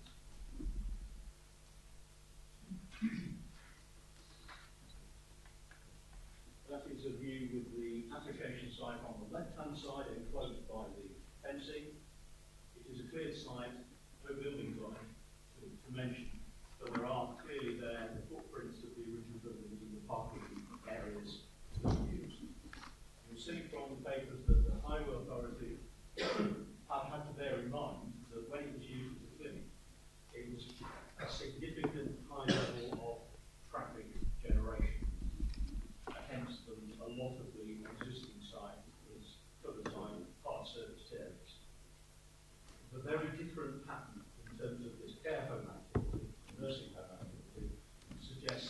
there will be a far less high or intense degree of physical activity. The one that I visited has no car parking at all. They don't need those car parking facilities, other than one or two priority issues for ambulance and doctors. I'm afraid it's a fact of life in many ways that a lot of the residents in these particular care homes are not visited on a regular basis. Having said that, it's an accessible site. It's just around the corner from 37 bus routes, and there will be parking on this site for visitors. To give you an idea of the school buildings, that's looking back across the school towards the site, which is the rear, between this school building and the rear elevation of the everyday properties. The delightful aspect of the Scout Hut, which is its nearest neighbour, is that building there. No car parking, almost designed not to be penetrated or visited by anybody in terms of Has to be. Georgical Scouts now, Nicholas. Has to be, don't they? They have to be like that, though, don't they? Because they're the sort of buildings to break into. Over many years is because the scheme viability suggested to these applicants that if they could accommodate 60-bed unit on this site, that's what they would prefer to do. They've now reduced it from 60 to 57 to 59 to 54 to all sorts of things. We've now come up against the issue of the inspector on the one appeal where an application was refused, and the expression of the inspector on appeal was that the principle of this type of development was not unacceptable, but the scale of the proposal that was before that inspector was unacceptable. And just to give you an idea of all this on modern, uninspiring, large-scale, institutional almost, or possibly even hotel-like. Totally out of character with the surrounding area. A brutal sort of setting with children's play in terms of playing fields next door, and overlooking, this is the rear elevation over towards the school. The front elevation, you can imagine a narrow access road and then back gardens on the other side. This is out of view. This is out of view. So many attempts over the last few years have been made by the officers, the council, our design team, our external architect, helped to try and redesign something that would fit on that site. And to be honest, none of them came to the scheme which we could accept. They were either submitted and withdrawn or invalidated, and we've only recently been able to get to a scheme which treats the design differently. As I say, 40 bedrooms, ancillary in-house accommodation in terms of therapy, pool rooms, there are laundry facilities, kitchen facilities, it's all in-house. The issue now was before us, how do we design an envelope so that we get away from this unacceptable scale and the intrusion in terms of the nearby residential properties on Evergate. And what we attempted to do was to come up with schemes which might have some semblance of scale, but it was never achievable in many ways. The approaches that were taken often involved even more extreme and simple, but in many ways totally unacceptable schemes, which gave this linearity across the side to side, filling it with a modern building. So that's the history of failure, and what we've now come up with is something which totally turns the emphasis away from building from side to side and therefore looking over the rear gardens or towards the rear elevation of the built. And what we've got is a two-storey 3-storey in 2 blocks, with the 3-storey looking into each other, so the residents in the bedrooms will not, in 3-storey terms, look outwards or towards the existing residential properties. Difficult to appreciate the simplicity of this, but it does recognise that the change that is needed is to make it fit the site rather than dominate the surroundings. And just to give you an idea, the earlier schemes showed a block on the site in that direction, two 3-storey elevations facing outwards across the road, across the back headroom gate road. What we're now looking at is something which has 2 linked blocks. The external elevations of those 2 blocks will be 2-storey, and the internal facing across that court, across what is called a courtyard, but it's actually not quite a courtyard, that's where the 3-storey elements will be. So what we're trying to do is come up with something which is inoffensive in terms of being recessive in terms of this point, getting away from this institutional hotel-like appearance, something which is unique. It's not a building which they've got in their other sites. Their other sites do contain that sort of building, because the other sites are quite small, but they are in urban areas. So that's in Blackpool. That's the latest one that they built. It has all the matching facilities. I've seen the residents, I've seen the care, I've talked to the nursing staff, and I'm convinced that the use is needed and is an appropriate site. We really are down to subjectivity here in terms of whether this is an acceptable design for a site in St. Downs, rather than have the buildings that we rejected previously as being too large, badly designed.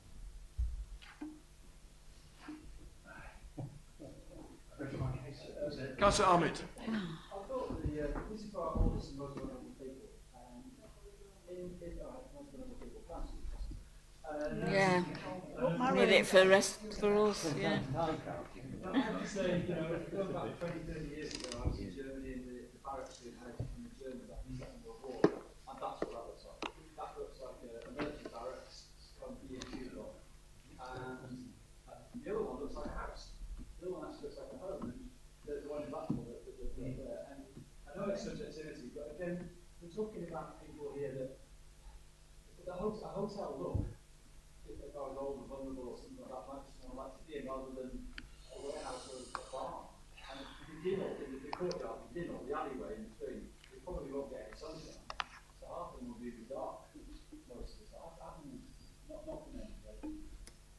I have to say, Chairman, that Another 20 years. that the internal facilities are that's the issue in terms of they're integrated with the residents.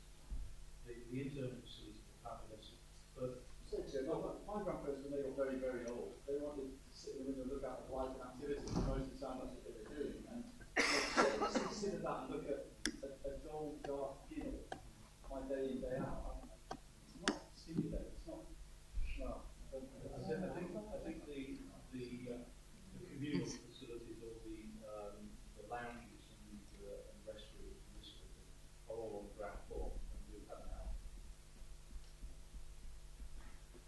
now. Councillor Hardy, followed by Councillor Jakes, Councillor Ackroyd and Councillor Rick.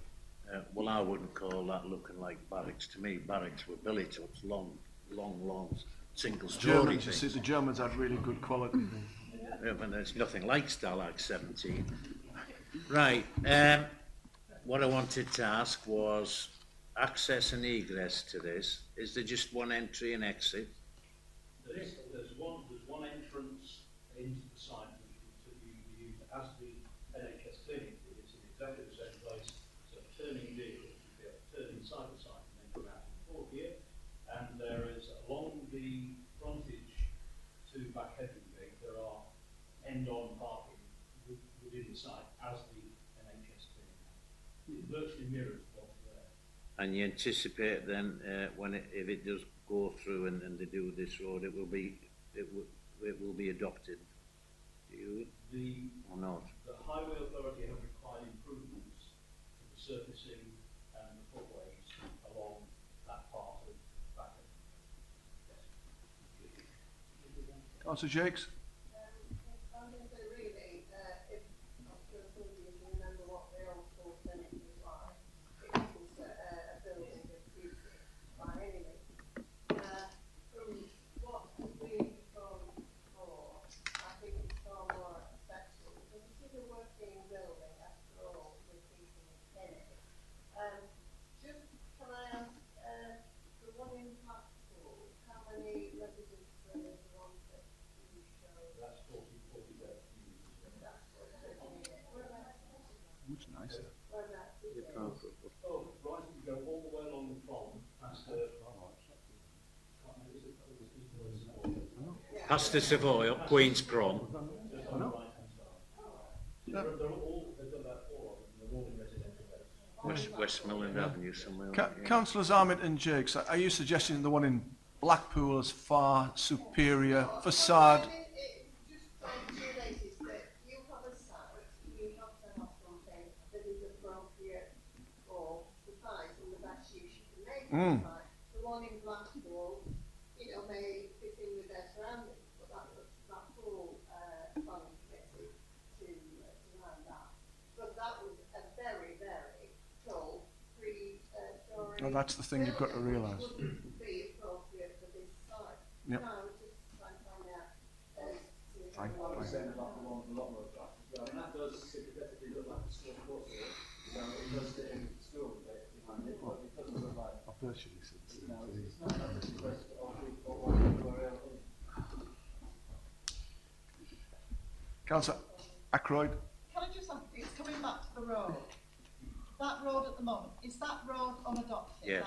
Yes. Right, so in that case then, if it was brought up to LCC standards, would the houses, the owners of properties on the Headroom Road side have to contribute to the cost of making the road up to LCC standard, or has that already been paid when they bought the houses originally? Well, nothing's been done about over 50 years. It is in terrible state. So it's unadopted, and they will. I would suggest that this application, if approved, will provide. Yes. Totally, for the whole of the road, not just half the road. Not the whole of the road, but No. Up to their property. Just up to their curbside. Up to their curb. Up to the curb. Up to, yes, right. Because I'm just thinking, because other than that, then the cost of making it up to LCC standards would fall on the houses that onto the property on Headroom Gate Road. Not necessarily. No, not necessarily. It's Part of the plan. But to make it up to LCC standards, they would have to contribute to make No, not if it's part of this plan. No, you can't force it. Yeah. And the applicant will have to make the whole of it. Right. The wider population. On them. Right, fine. Yeah. Councillor Redcliffe? I famously remember Councillor Armitt saying at a meeting that he hadn't met anybody that liked St Armand's Town Square, and I said, now you have. So I'm going to have to disagree with him again here, because I like this in the sense that, one, you don't have one building, but you have two. I think it's appropriate for the space. I think it's appropriate for the setting, which is near to a school, but it's also a residential community. It is not going to be obtrusive in terms of looking out into other people's gardens and everything else. There is also another strength to it for me, because in a way, I think it's got a certain inward-looking collective community sense, where there's almost a bit of a street scene there. Where in normal streets, where people overlook each other, where they live together in a community, that's what we've got here. I like it is an open courtyard, is it, between the two buildings? There's a low entrance foyer reception area between those buildings, but each end is more open. My one concern about that, because I do like the courtyard area, because I hope that would be an area in which on nice days people could collectively commune and come together and sit on benches, etc. There might even be garden areas, I don't know. The one thing I would be concerned about, knowing that site very well, it is quite exposed and windy. And having many football matches on there with Paynhouse's school against mine, etc. And I know that it is a very windy spot, so I'm not sure what the orientation of that passageway courtyard is, because if it isn't quite right, it could become a wind tunnel. And if it becomes a wind tunnel, I don't think it should be dark. I think there'll be plenty of light and sunlight getting in. But if it's a wind tunnel, it won't be user-friendly. And therefore, it won't be a connecting space between the two buildings. I think quite agree, Chair. What we're looking for is the only reserve matter is the landscaping and the surface treatments, how you deal with those relationships between the buildings, the open space around the building, and the neighbourhood space. So we have got an opportunity to do It's quite sheltered to the houses to the west of it. Just finally, I think, okay, we can look at the cosmetics and it's important, the street scene and how it looks and how it connects with the local environment. But at the end of the day, the design of facilities here are the important thing in terms of the needs of the people living in the building. And I don't know whether during this process, I've been talking about pupil voice recently and how we should consult young people in decision making, but are people who are likely to occupy these buildings ever consulted? I'm not sure what the brief is, because a bit like schools, sometimes schools are built and nobody ever consults people, who work in schools. Is there a brief here? Is there an opportunity for people who would have to occupy these buildings in terms of, it's not pointing to everybody over there. You'll be there quicker than some. I'll let you know when I get in, all them Rich. pubs in Lytham. It's just a point, in terms of the design, is it just an architect or people that come together? Or do we consult people who are likely to be using this building? What do they think about this? the business model, as I say, this is a family-run range of buildings and so uses in different locations. They have very strong views about the needs of the people that visit and have to spend time here. Their internal, that's why I stress the internal quality, is very highly geared towards a hotel environment within the four walls. In terms of their model in providing the space standard, rooms, the ensuite rooms, they're bigger than anywhere like that, far better. And they have worked up that model with the people that recommend and supply, I suppose, the residents in terms of their DMUs. So yeah, they're very much aware of that. Family business, they do run all of this themselves. Councillor Redcliffe, are you moving approval? I would like to move approval. I was just going to do that.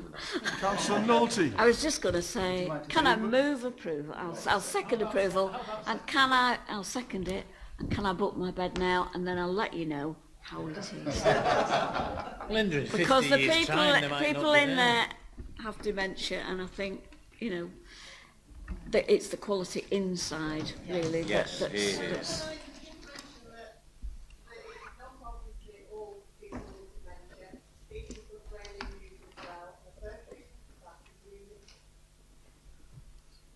Right. Councillor Wilder, followed by Councillor Craig Wilson, followed by Councillor Ahmed. Again.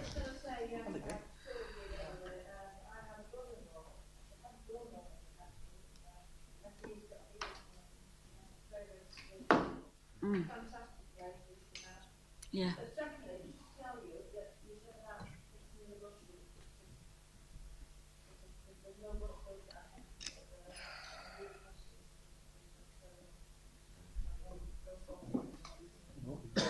No, it'd be the staff. Staff, probably.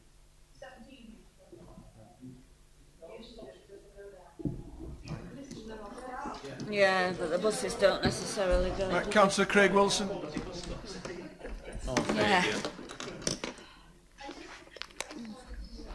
It's primarily a dementia facility with some brain injury. Yeah. Is it a secure facility? Yes. It looks. You can't just enter and leave. Yeah, because that's an issue with dementia. And truly, being around a lot of dementia patients, because of my husband's condition, they aren't really quite terribly interested in what's going on outside. They are far more stimulated by an atmosphere inside that's loving and supportive. That's right. And is stimulating. Because they're living in their own little worlds. My husband is living in World War II in his mind. So that outside space really does not tend to be as important as what is provided internal. So I support this. We do need beds. While Councillor Ahmed asks his question or makes a statement, can you just explain about car parking? I'll just ask Councillor Ahmed.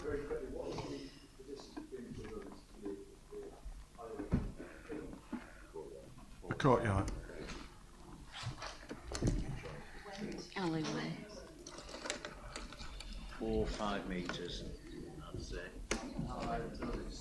Yeah, it's getting on that way. 7.5 metres. 7.5 even. Oh well. That's quite a gap. That's a decent gap, yeah, so the light coming in. Yeah, That's isn't it? certainly better than what. Yeah, This was so the year before. the Gunnill's gone now. It'll be pleasant to open the doors so the fresh air can go to the Gunnill's patients. gone too. That's about all. Having an open vista across open field. Yeah.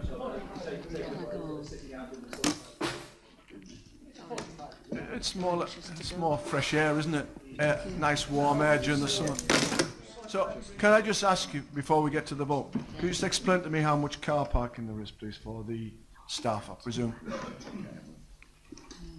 Charlie's never here. Sylvie. Charlie. And visitors. Charlie, mate, are you there tonight? I mean, I've got to suffer with you tonight as well. 12 spaces, plus a double garage, plus a courtyard with cycle parking, motorcycle parking. Cycle parking? That's the county highways are specifically said that the usage of the facility, that meets their requirements. Okay. Right, so we've had a mover and a second. All those in favour of approval? Hang on. Mark, I believe, we were talking about the condition regarding bringing the road back. No condition on the road. Vice Chairman just asked me about following that discussion in regards to the highway group, about that back position on the lawn. That can be done by, I believe, an AU, but if you want to ensure it there, we can put a condition on requiring a scheme offside highway group. Yep. Yeah. Please show approval. Unanimous. On behalf of the Vice Chairman and myself, all the best for everybody for the Christmas and New Year. And you. Thank you Sorry so about the much for your drinks. help.